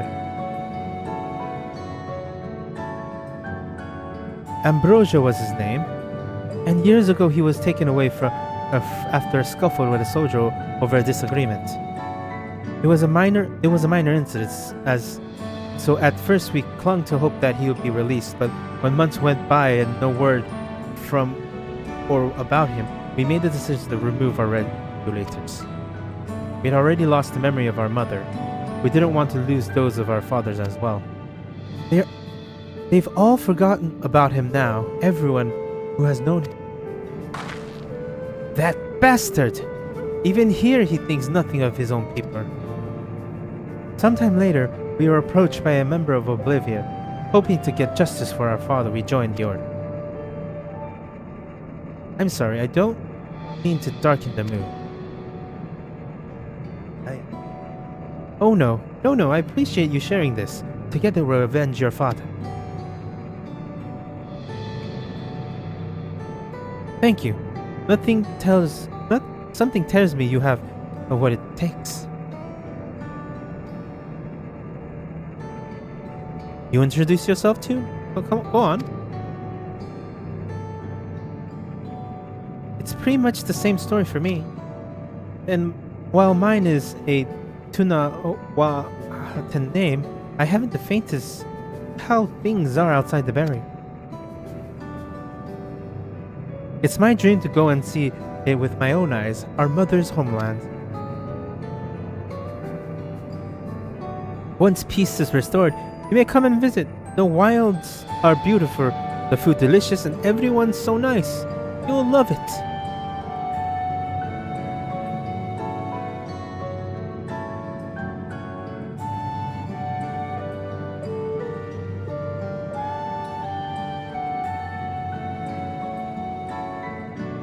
And that's us here.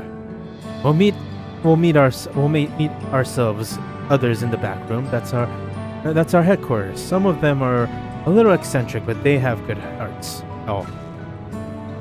Well, and if Sethia, one last time. It isn't exactly my place to say this, but thank you for seeking out Kalsi Allah. She talks about you so much, it's clear how important you are to her.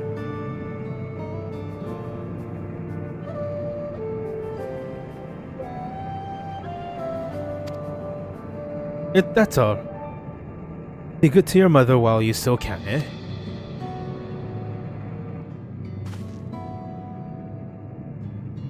Well, we'll let you go now. Feel free to use this hideout as you like.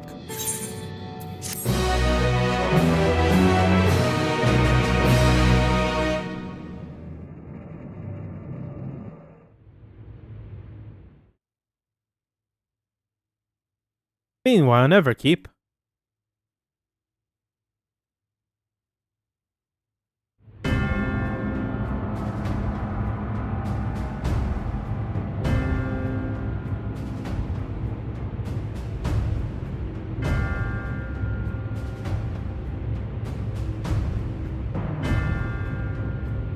You've been consulting with Wook Lamont.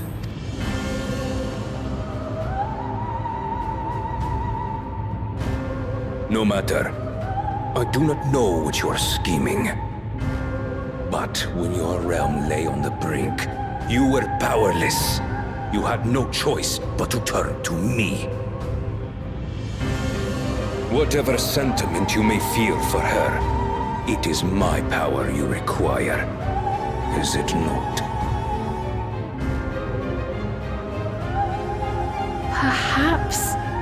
And yet, knowing the love that Wooglamoot bears for her people, I cannot help but wish to spare her the same pain What's more, her friends possess new knowledge. Were we to work together,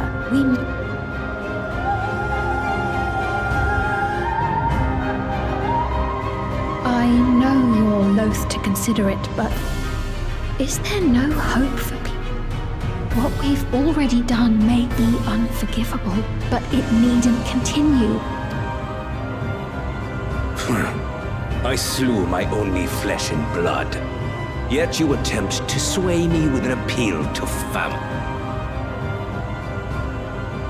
The memory of my father's final moments still fills me with disappointment. Age came for him before I did. For long years, I sought to prove the miracle. And weak as he was, defeating him achieved nothing. To kill them is my only recourse. Wooglamoot and Kona, who bested him as he was in his prime. They are still your siblings, even if not by blood. That such bonds should mean so little to you. I am bound to no one. Serve none save myself. I made that clear when first you spoke to me in the Golden City. Remember, I can easily kill your beloved family. If you will protect them, cast aside any foolish notions. Your wisdom and abilities are valuable insofar as our goals align. So think well before you act, Queen of Reason.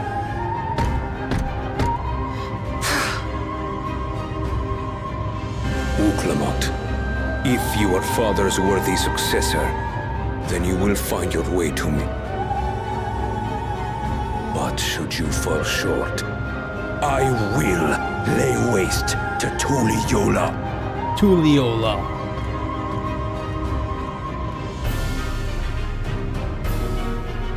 What now?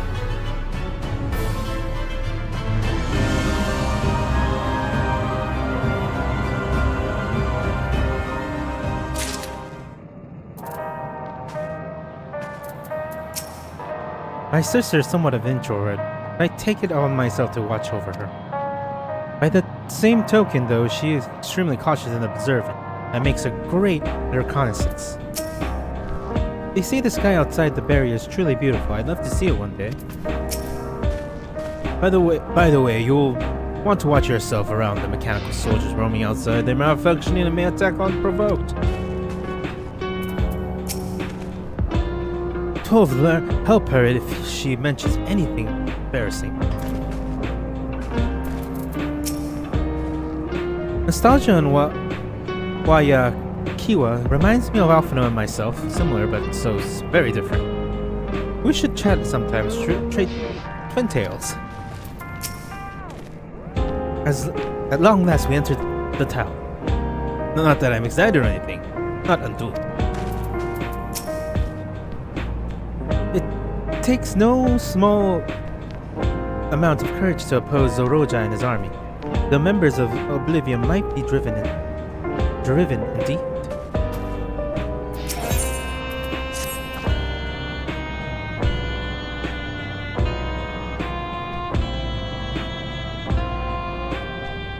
Right. Kiua is waiting. Let's head to the tower.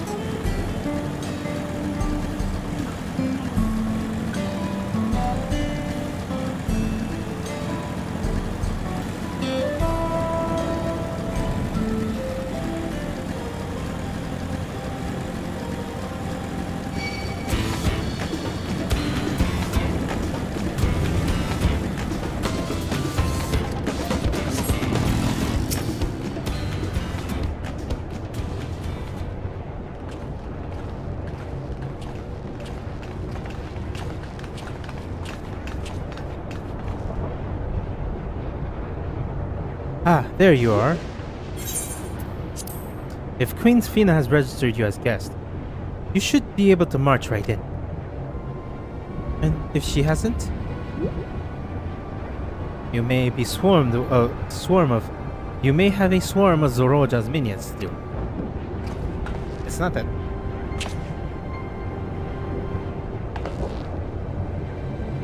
None of it is about to see, but if to see if Sphene has betrayed us, eh?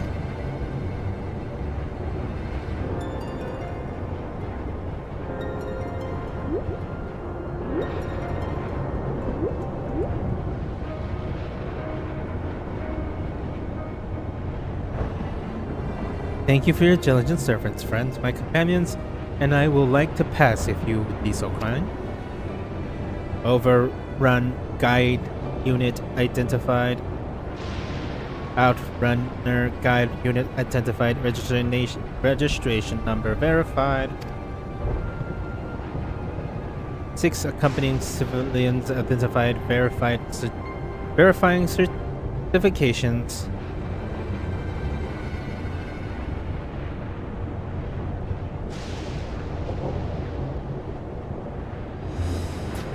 Certifications verified. Please welcome guests of Queen Sphina.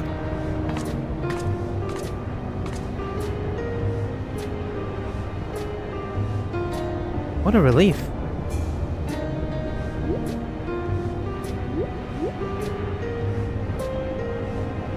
There you have it. It seems Queen was true to her word. Follow me, everyone. Solution 9 awaits.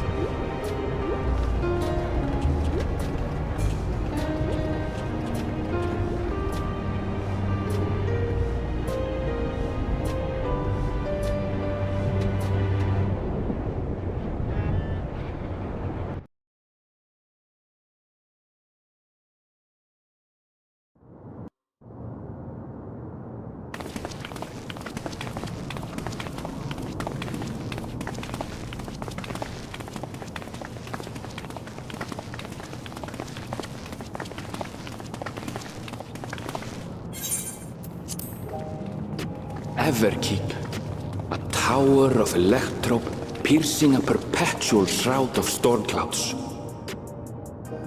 Occupying the 9th level of this 12-tiered structure is a residential district called Solution 9. In so naming their home, what hopes did its founders harbor for it? And did it prove the answer they sought?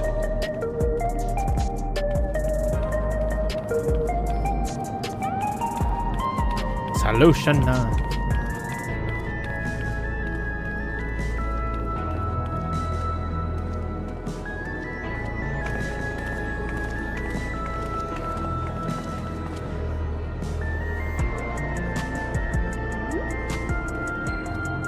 Spectacular, isn't it? There are more districts throughout the tower, including industrial ones, but Solution 9 is the largest. Just being here makes my head spin. Perfectly natural reaction. A city of shimmering electro, replete with strange technologies that cater to every conceivable need. We never dreamed of the life back home in Tuliolo.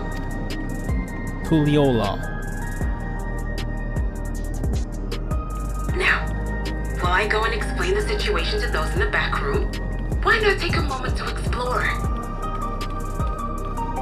I believe lived experiences are far more educational than dry explanations. And you want to know more about Sphene and Zoralja's dominion, do you not?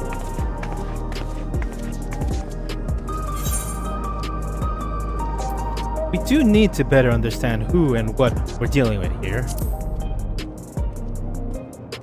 You had me at Explore. I should say you had me at Explore. It's no less than our duty. Just to confirm, while we have been allowed inside, are we also permitted to roam? Absolutely. As Sphene registered guest, you'll find you're exempt from the sentry scrutiny. The elevator to the uppermost level. I wouldn't go near that. But other areas should be fine provided you act like you belong.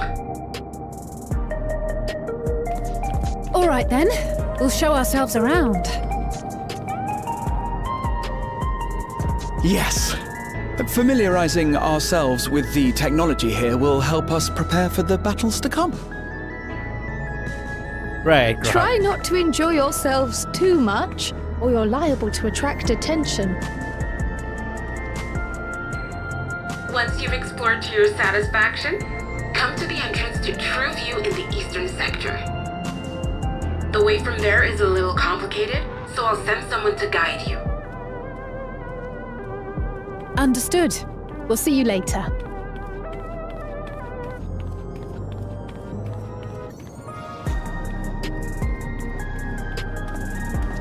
I shall speak with the residents. Perhaps one of them will recognize the earring.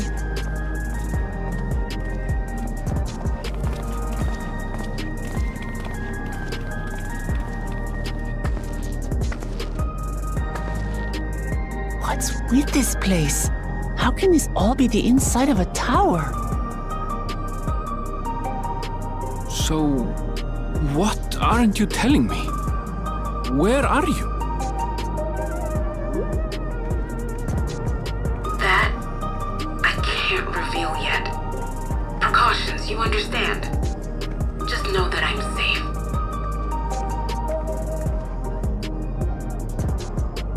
I feel like she's already dead. Tell me about your adventurer friend. You seem to have a great deal of faith in him. You must have been through a lot together.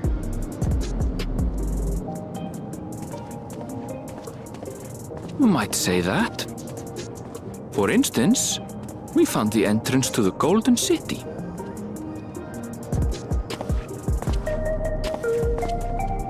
Wait, what?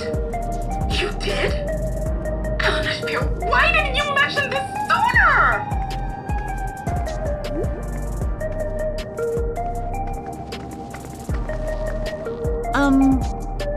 You want to explore together? No. No, please, no. It's not that I'm scared or anything. Okay, you're Everything scared. is just God damn. so different from home is all. I like doing my exploring alone, Baklamad. God damn it. God damn scaredy cat. You're a scaredy cat.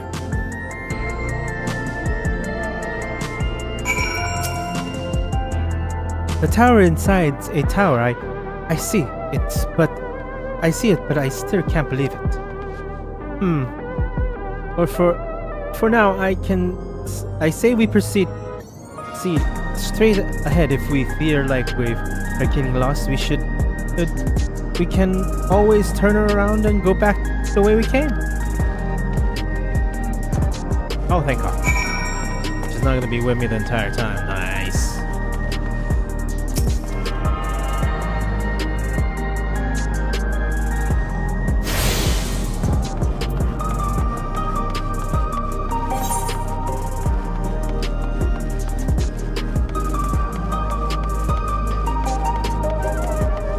Let me see what we're playing.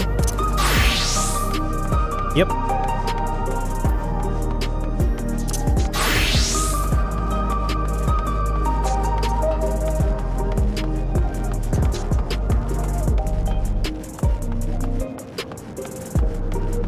It's a slider.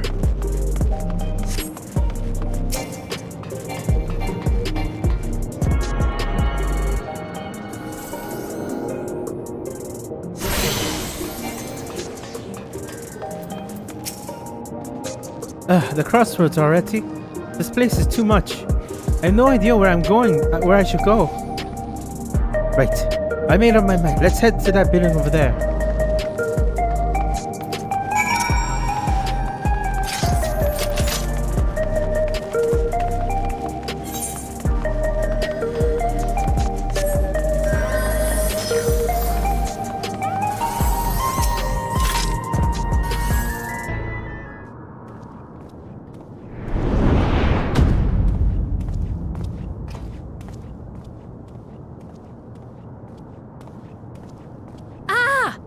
you are!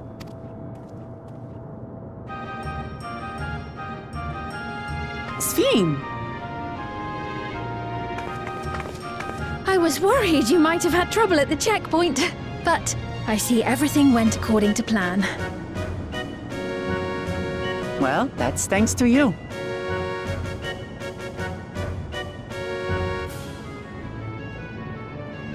Now, I know you've scarcely arrived, but I have a request to make of you.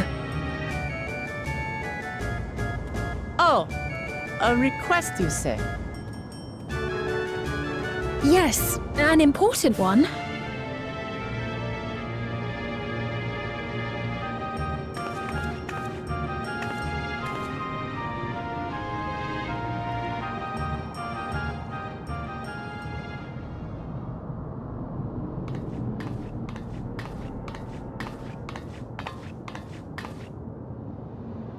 I'll say it plain. I want you to make peace with Zoralja. What? I thought you said you weren't on his side. We have come no closer to seeing eye to eye, nor do I condone his methods. Be that as it may, I don't want you to fight him. I don't want you to regret a decision made in anger and haste.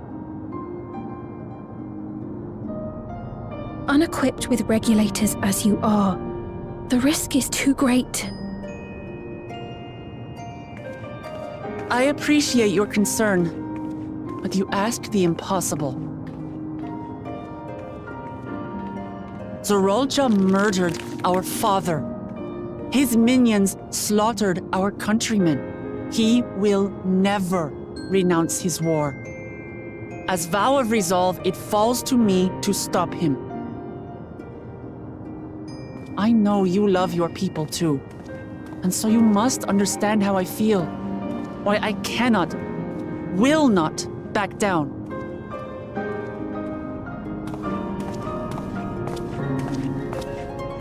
I do understand. All too well. Let me say only this then. Zoralja will use any means to win. If you would protect your people, return to them at once and prepare. Prepare as best you can.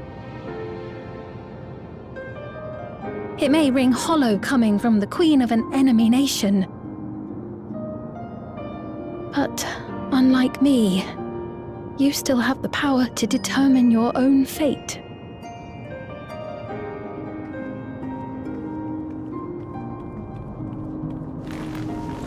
You really are a curious one. Look, you needn't worry for us. We have dependable comrades holding the fort in Tulihiola. They'll keep everyone safe, so we can devote our attention to affairs here. Please.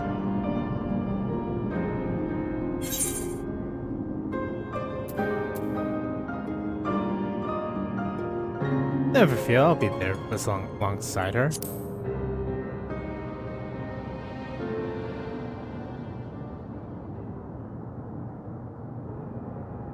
So you have comrades on whom you can rely. I envy you. You know, we'd like to learn more about you. About me? To be frank, we're still not sure whether or not you're trustworthy. So, if you have a moment, would you show us around the district? That way, we can get to know you better. You're asking me, the Queen, to show you around?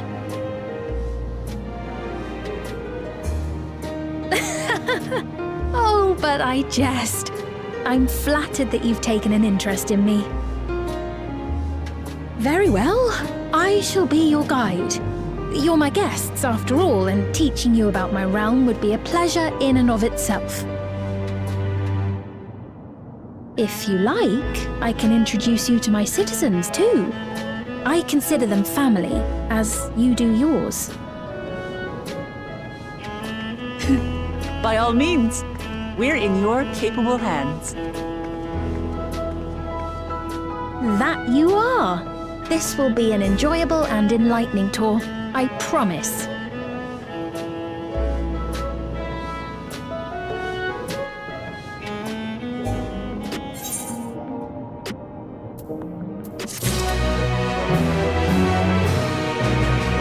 I feel like I should do the tour.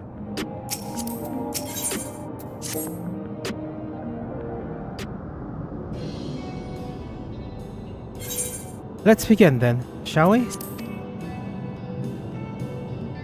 I must say, I'm really grateful. This place is so vast and confusing. I didn't even know where to begin.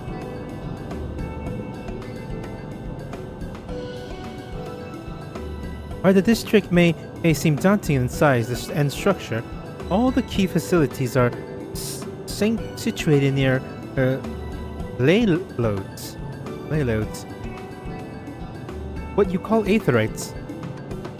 I remember this, and you won't get lost your way. You won't lose your way.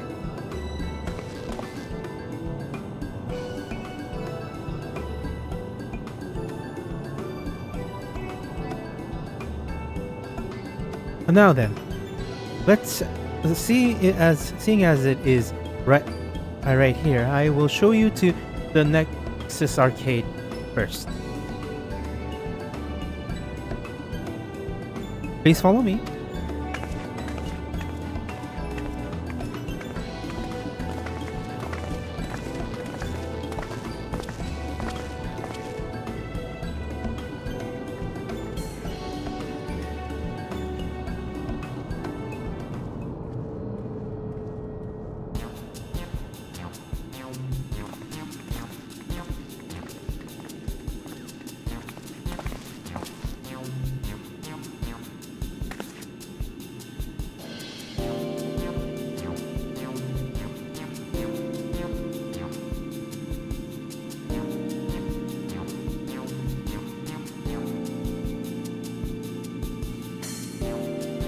This complex is home to all manner of shops, for food and daily necessities, to technology conveniences you can find almost everywhere.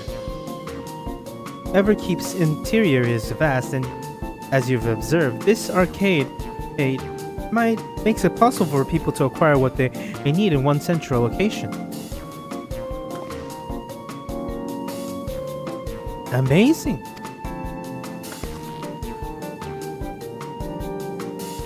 How did you get to the upper levels? I don't see stairs.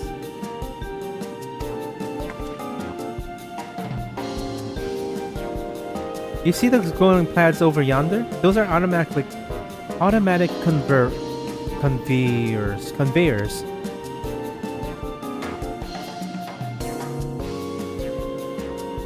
Such contraptions are found throughout Everkeep, allowing us to swiftly move between faraway places. Well, that spare us some walking, as they also made for strange. Are they also made from the strange metal what's it? Yes, the conveyors are powered by electrodes. As a matter of fact, the ore is integral into just about everything in Everkeep, even the floors and walls.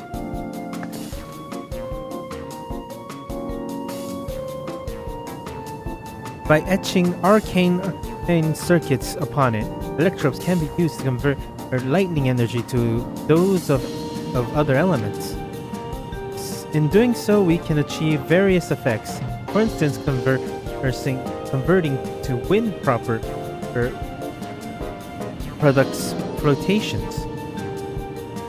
flotations, which is required for propulsions of our flying vehicles. A convenience conversion to fire, meanwhile, produces light and heat, and it is employed in devices such as street lamps and heaters. There are even self-heating cups that keep your drinks warm.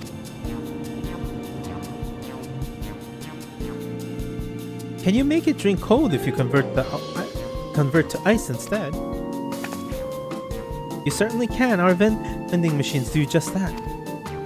What's more, multiple energies can also be combined to produce some clever effects. For instance, by manipulating the air or with wind, would produce light within lightning. It is probably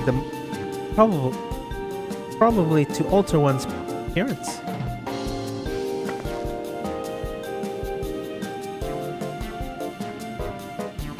It's almost scary what you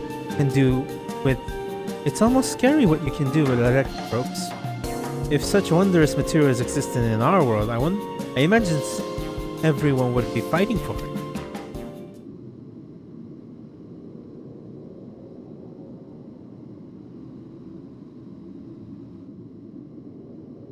Probably they did.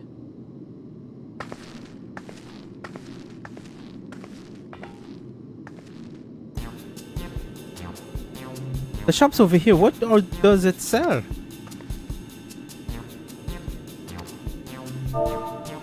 Ah, yes, those. Let's go and take a look. I dare say you'll find it interesting.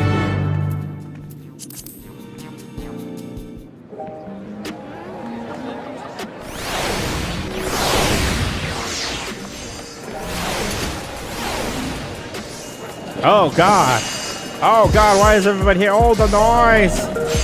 Oh dear Lord! Oh Lord-a-loo! Lord-a-loo!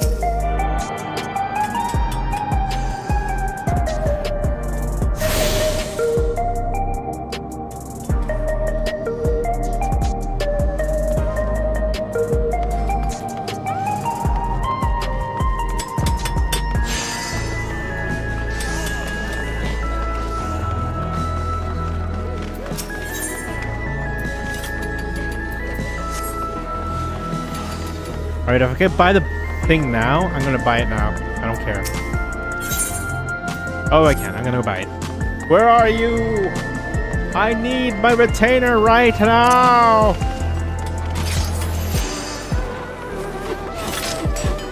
Tony Bell. Alright.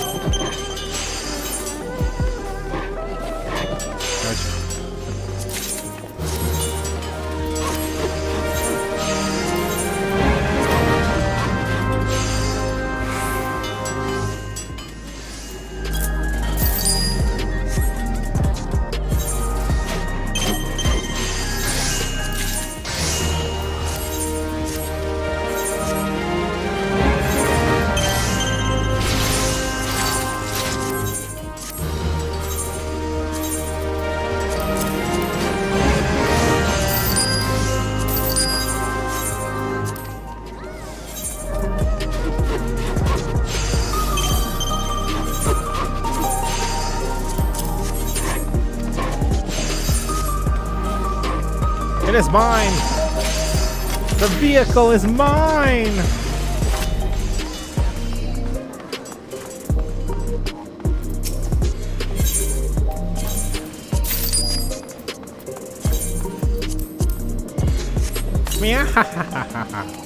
All mine. Mine! All mine! What's all this? These shops sell food. Those are the items on the counter. What? That's food? I can't imagine what they taste like. I thought you might be surprised. Your countrymen were 2 in the beginning. You might sample something. Choose one and I will purchase. Welcome, friend. How lucky you are for Her Majesty to treat you. The 5 items on display are most popular. I recommend one of them if this is your first time.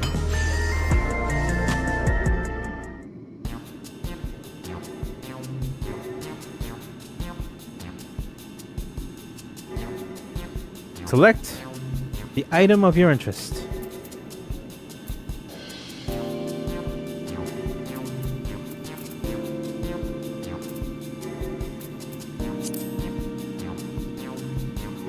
This has contained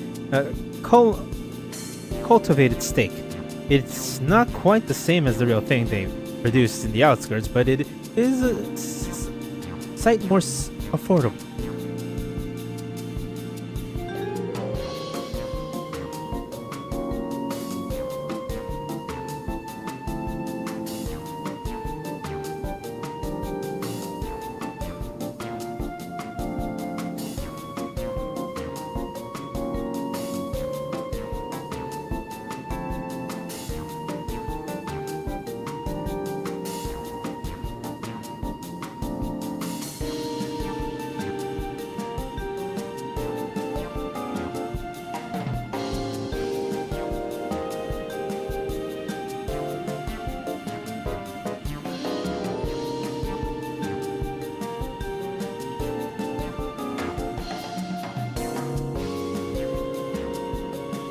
The particular product is known as a gold label.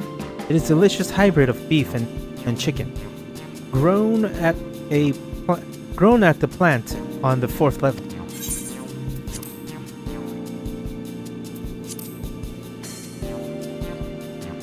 This synthetic fruit pellet lets their own best propiction of taste and texture of grape. I've never tried the real fruit, so I can't say how faithful they are, but there's no denying their popularity. Yeah. Of course, they put grapes. The revitalizing tonic. It takes your thirst away. The flavor is sublime blend of sweet and salty, and it stays fresh for over 10 years, thanks to the special container. Sea salt ice cream, oh my god. A keen eye for a perfect meal bar, are you? It's all the nutrients your body needs, packed into a single food stuff. The flavor is formulated to never taste dull, and one bar will satisfy you for a whole day. Many folks prefer this to taking multiple meals. Charlians will love that. I'll take the steak, most likely.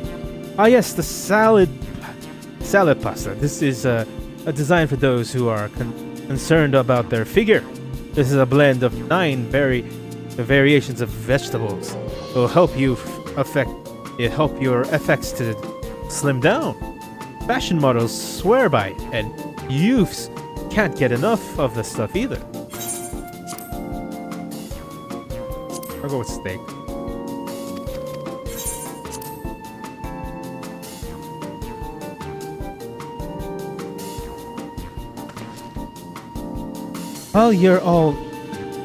While they're all very tempting, I'm going to have the steak like you, Drac'to. I'm absolutely starving. Thank you for your custom. This being Her Majesty's treat, it's bound to taste all the better. Hey, say, would you mind sampling your selection here and now? It's been a long time since we had newcomers, and I'd love to see your reaction.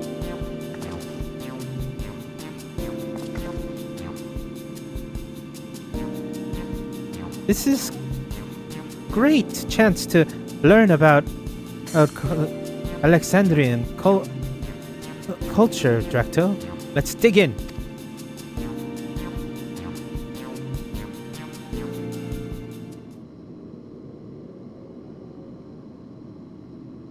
Alright, here I go.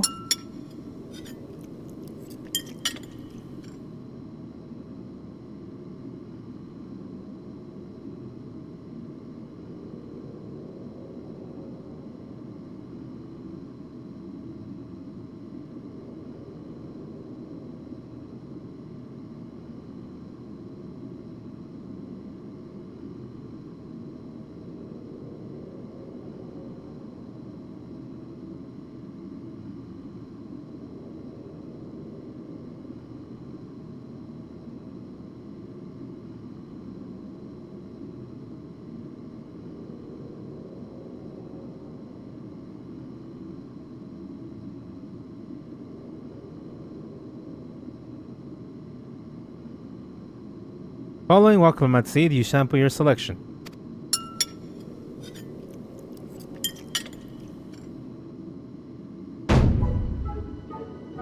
Amazing! I've never had any meat like this before.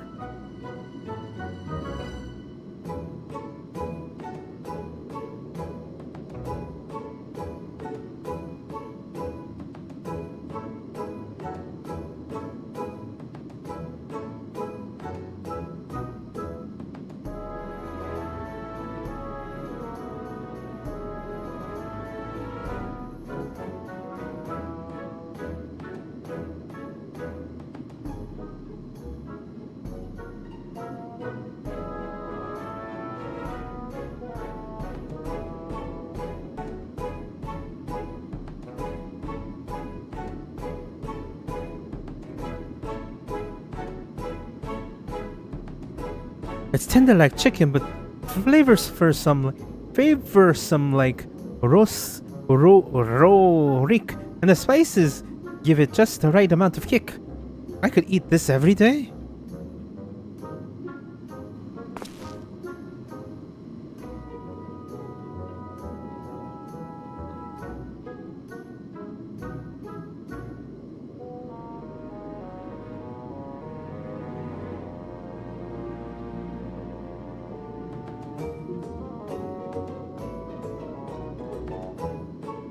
Ah, don't mind them. They're just happy to see your honest reaction. And how about you?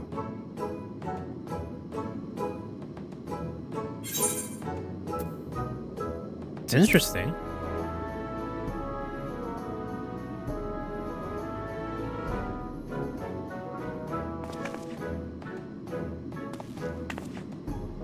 It's always is such a pleasure. My thanks. Thanks for humoring me. This does take me back. Though it is chaotic when the people of Tsohg first arrived, we endeavored to learn about one another and embrace our differences.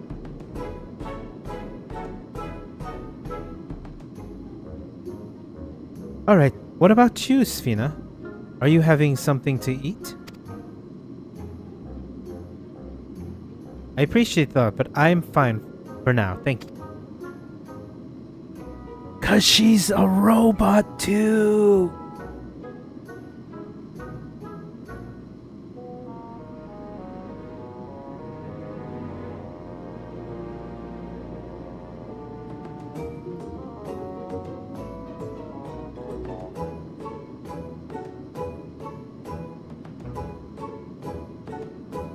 Alright, but what's your favorite food, if you don't mind me asking?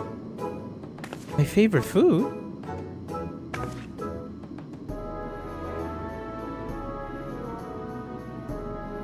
Why do you wish to know this? Because I want to know you better. Why else? The more you know someone, the more you grow fond of them. That's what my old man believed, and my experience have led me to believe the same. My favorite food.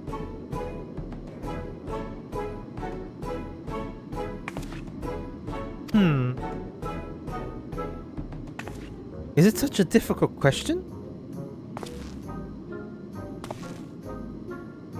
I'm sorry, it's just that I think of those who labor to bring us food. I find I can't settle on one thing. I thought I was indecisive, but you're something else.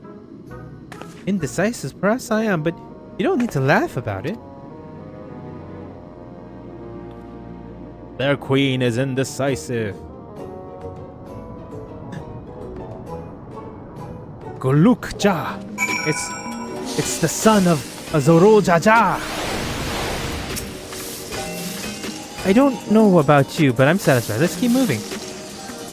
Very well. That's how I was thinking of storing the residential sector, but it's in part so I can tend to personal matters. It's a visitation to be precise, and I believe it will be educational for you as well. Will the two of you mind accompanying me? Not at all. Wonderful. Let me know when you have seen enough here, and we'll make our way. Ready? Then let's head to the residential sector. It lies to the southwest. As we walk, I'm glad to tell you about any place that interests you. Come along.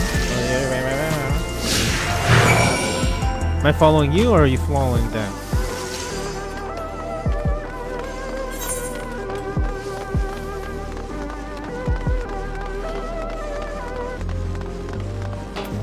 We run.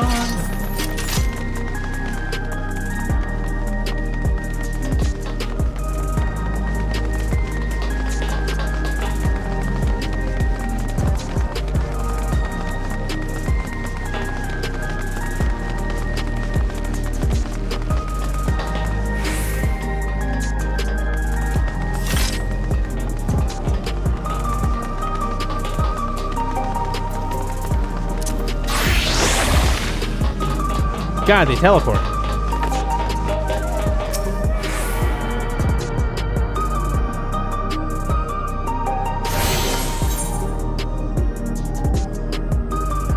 Oh. I went past what they wanted to go.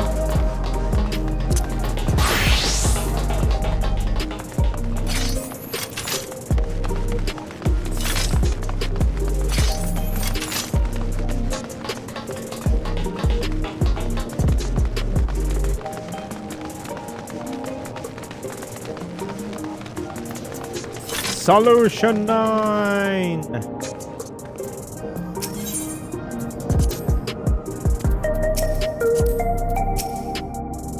This is Moshik, a cafe. Here you can buy drinks and enjoy while you relax. I see in Turelial there's a similar establishment called Zagyoltia. That's Shisha in our local town. Is there a story behind the name Mos Psyche? There is. It's our continent. The races are named for stones.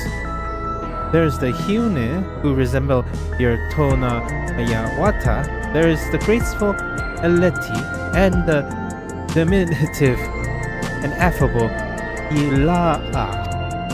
When they all gathered here, they appeared as a mosaic of color. Thus did the founder choose the name the cafe. That's nice. If you serve tacos here, it'd be perfect. Tacos. A traditional Turoli dish. One of my favorite foods. You must try it one day. Yes, definitely. We'll make it happen once we've restored peace with Turolior. Right, let's continue on.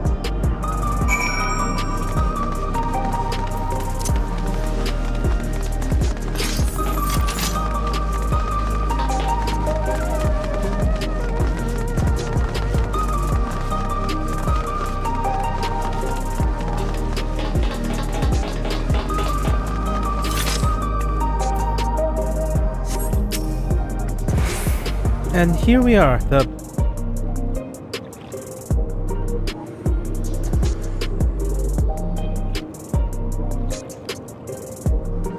buildings and our citizens' lives. They're massive. Each one is bigger than the palace. They have to be, for just about all Alexandrians have apartments here. In case you wonder, I am here to visit someone. Their apartment is in the building on the left there at residence ratio radius 9-19. Residential radius? That's right. Come to the door the door opens automatically.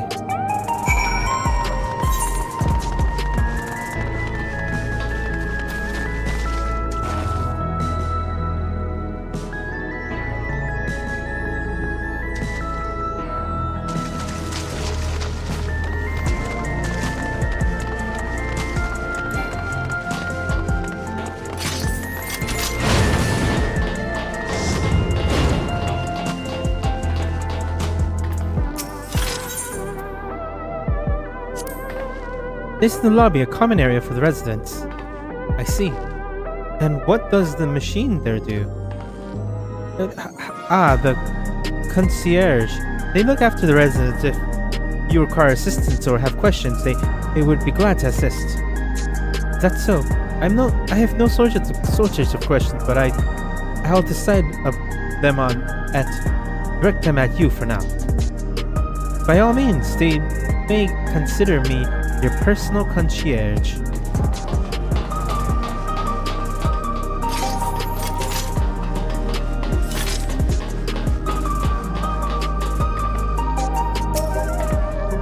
This place, my mother and son live here.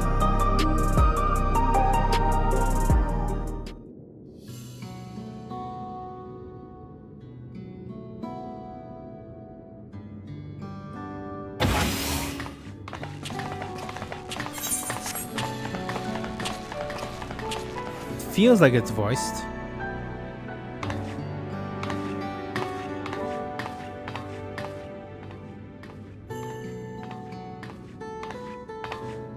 Hello, Isadora?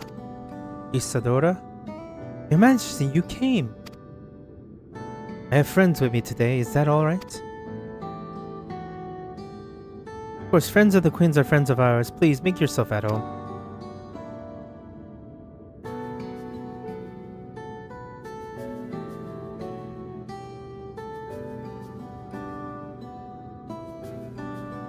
How has Milo been?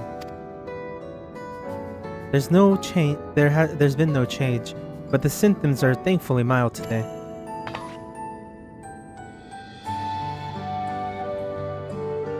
Hello, Milos. Have you missed me?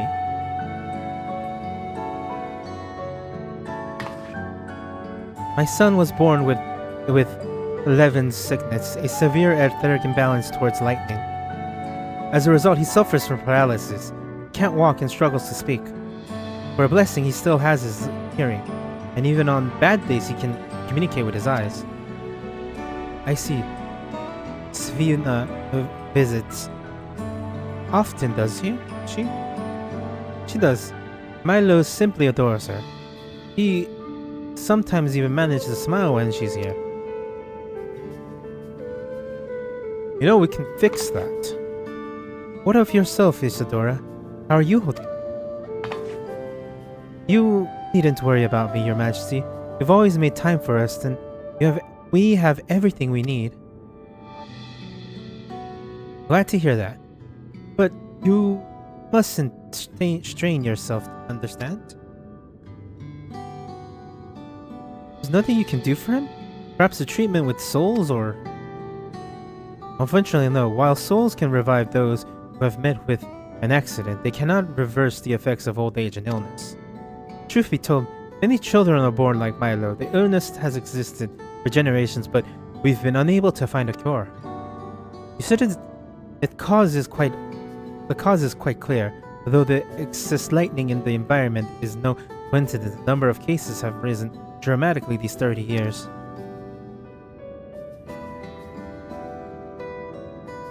It's all my fault. What was that?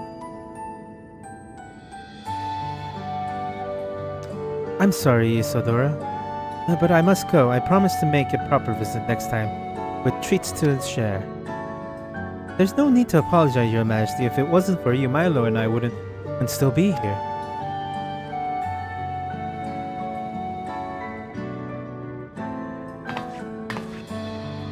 Thank you, Queen Esphine.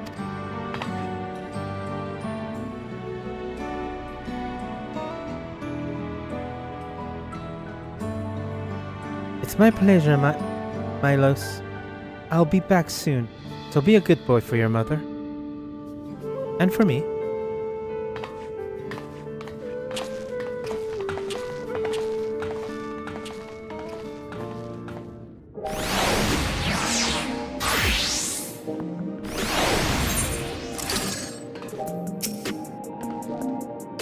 Thanks for accompanying me on this visit. The illness is part of life in Alexandria, and I thought that you should know about it. We'll find a cure one day, mark my words. We'll make so unfortunate children like Milo smile again. Okay, one more, that's all.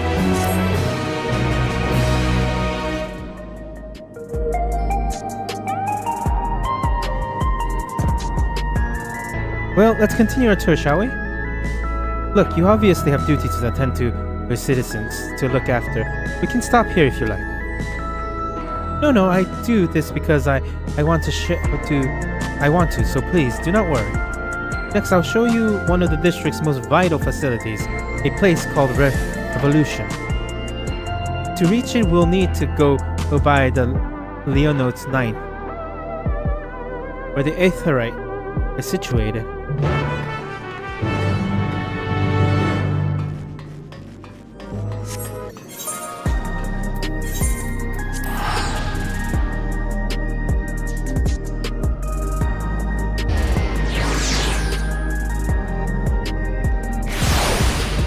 Sofrito,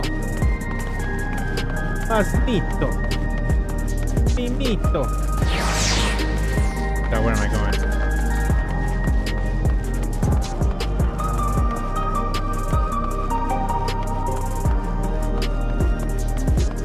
Wait a minute.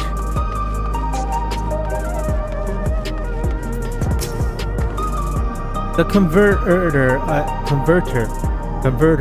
conveyor ahead will transport you to a government sector where Revolution is located. This marks a conveyor indicates its direction. And there is a pair just like that on the other side. Is it safe? Extremely. There's no need to be afraid. Who said I'm afraid? Come on, Drac'to.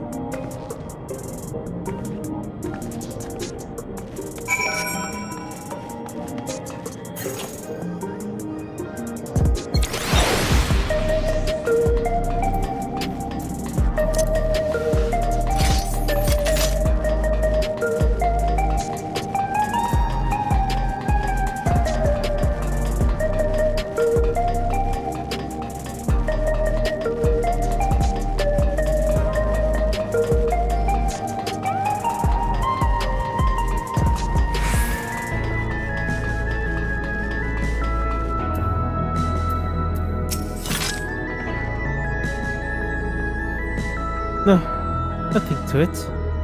A child's amusement ride.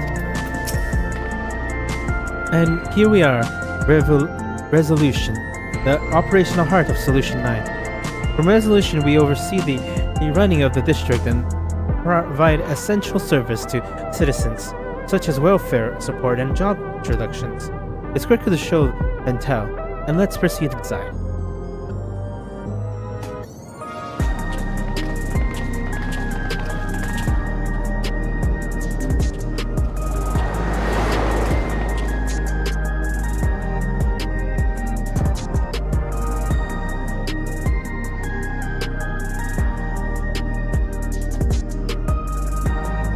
No, the DMV! She brought us to the Strange DMV. contraptions everywhere you look. What's that?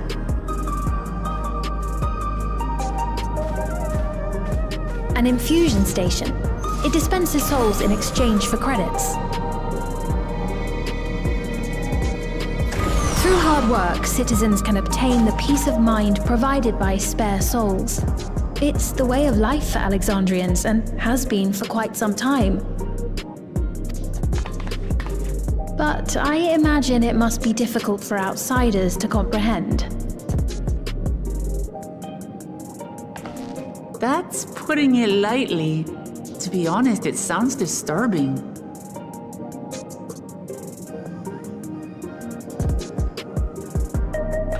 Still, I won't dismiss it out of hand. Practices like these don't arise from nothing. There's a reason why your culture is the way it is, and I'd like to understand. Won't you tell us some of your realm's history?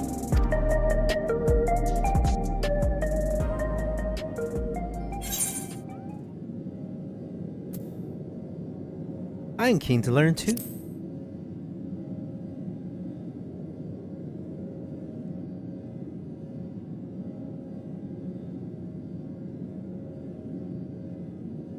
Very well. Be warned, though, that it may take... In the distant past, over 1,000 years ago it's said, lightning energy began to swell in our world. According to ancient records that date back around 8 centuries, the rainy season spanned a quarter of the year, during which time severe thunderstorms ravaged the land. 4 centuries later, this season had lengthened to nearly half the year. The trend continued, with our ancestors spending longer and longer languishing beneath storm clouds. Crops failed and livestock starved.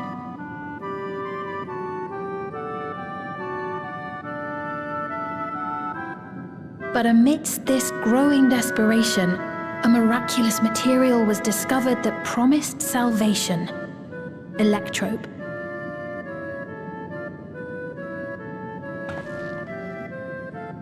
The stuff that's used everywhere here.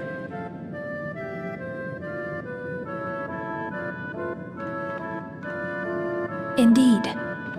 One day, when out inspecting a forest after lightning had caused a fire, a villager came upon a curious black ore none had seen before. Testing revealed that the ore possessed a singular property. It could store lightning and convert it to other energies. In that instant, the scourge of endless storms became a blessing. Dubbed electrope, the ore found use in myriad inventions and dramatically improved people's lives. So much so, in fact, that all nations soon became dependent upon it, despite the difficulty of obtaining it in quantity. Supply was chronically scarce, and when nations couldn't meet their needs with their own deposits, some resorted to taking electrope from others. Fighting was isolated and sporadic until electrope came to be used in warfare. First in the weaponry of invaders, then in the countermeasures of defenders, and then in every aspect of combat where an advantage might be had. This served only to exacerbate the ore shortage, leading to further escalation. Before long, the entire world was engulfed in a terrible war known as the Storm Surge.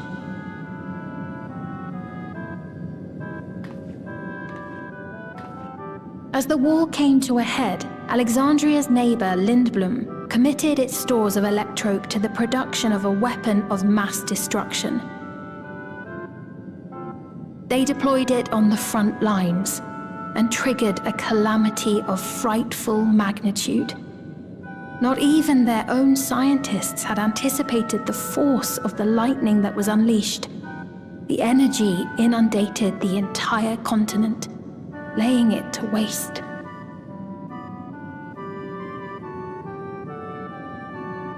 So that's how your world came to be this way.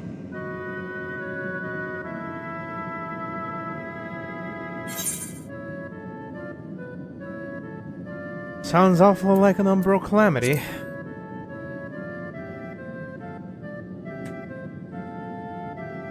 You truly know a great many things that I don't. I should like to learn about you too sometime.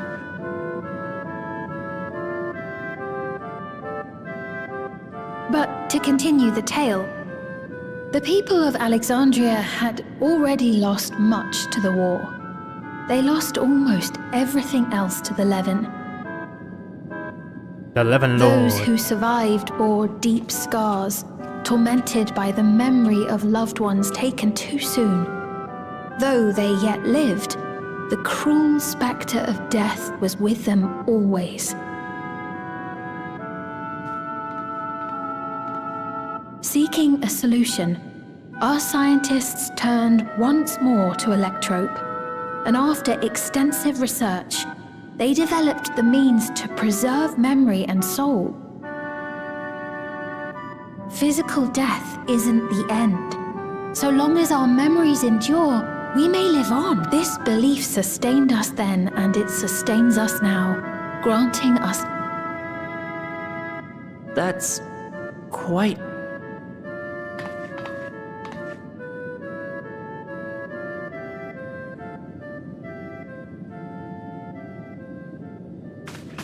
Your Majesty, help me! What's the... I've got no souls left. Not a single one! But the lot at Soul Supply refused to give me it. Please, you must... My apologies, Your Majesty. This man, he does no work. Instead, he drinks his days away on Trueview. He has only himself to blame if he has no credits for Soul. That's not true! I'm a fighter at the Arcadian. Or rather, I was. I haven't been allowed to fight because of the King's decree. It isn't my... I see. You're a brave I want to help you, I sincerely do.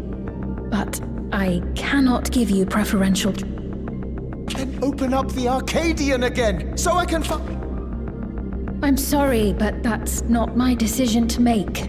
The king requires feral souls for war. He doesn't wish for them to be expended.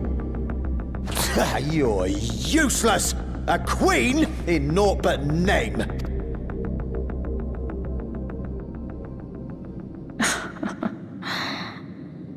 Insolent wretch! How dare you! It's quite all right. Such things don't bother me, nor do I think...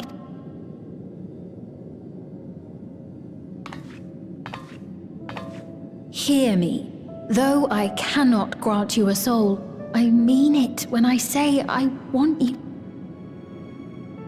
I love all of you equally, dearly.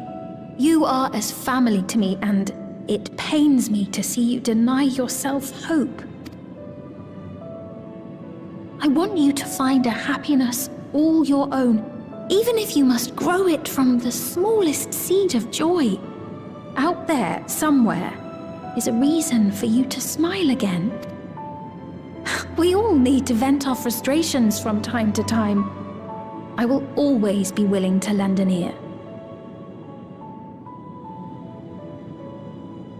Yes, Mum. Even without a spare soul, I suppose I'm fine as long as I stay in...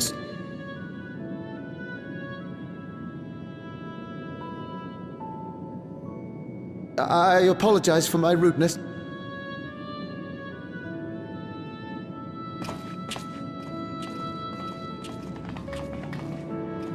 Keep your chin up, my friend. And when you feel better, I'm sure you'll find another way to apply your talent.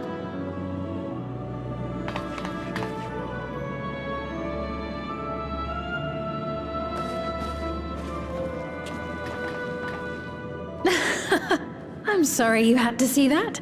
Let's keep moving, shall we?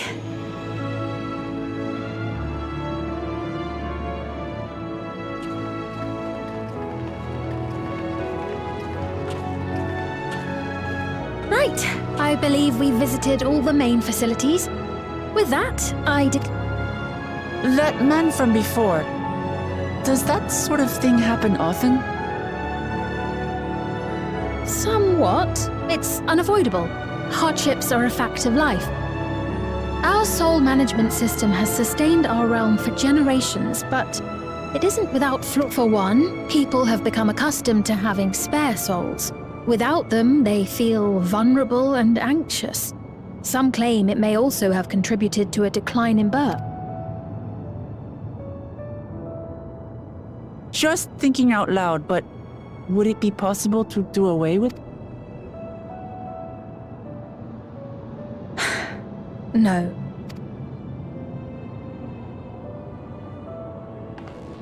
I know it isn't easy to change one's beliefs and way of life.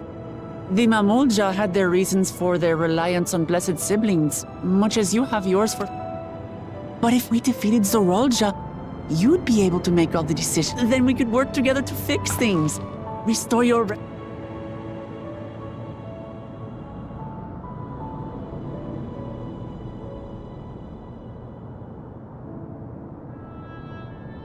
Listen to me. There's something that I need to tell you.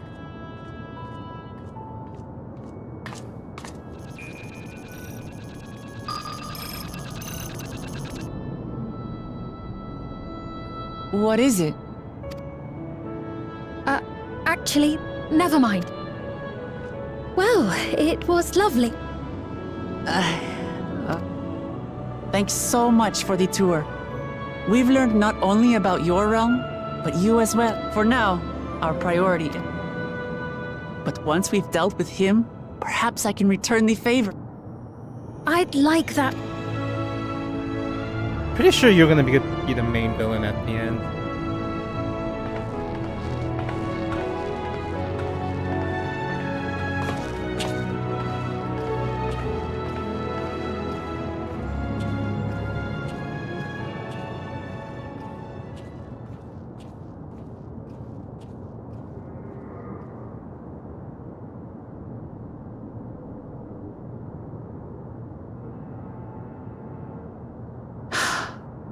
It seems I've no choice but to continue down this path.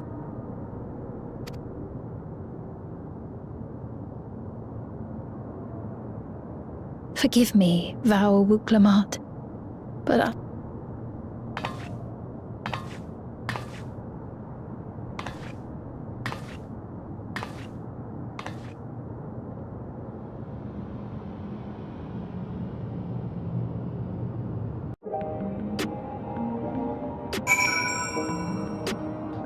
Yeah, you're the villain.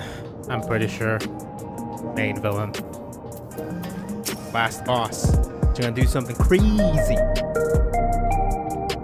What was Svi wanting to tell us, I wonder? Well, I can wait for another time. We've been exploring for a while now, and considering should probably go to Cashela's meeting point. We'll be back that way we came, I think.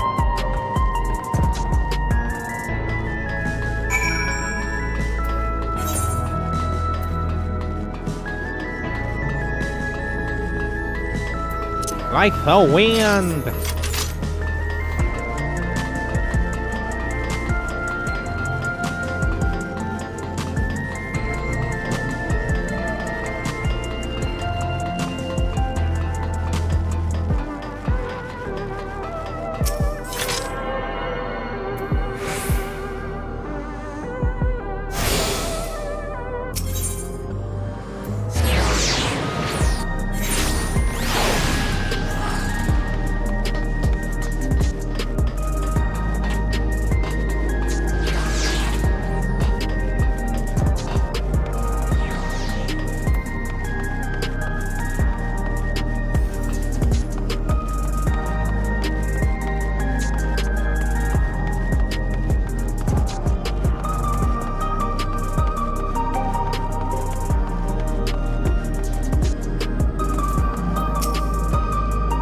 Sfina genuinely cares for her people. I can respect her for that.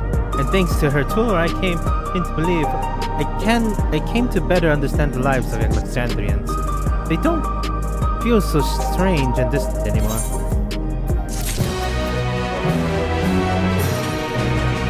Alrighty, that's it for me for now. Probably, depending on how I feel, I'll stream late tomorrow. If not, on Thursday. Alright, thank you for watching. And if you're watching the ballad, I've been streaming almost every day now.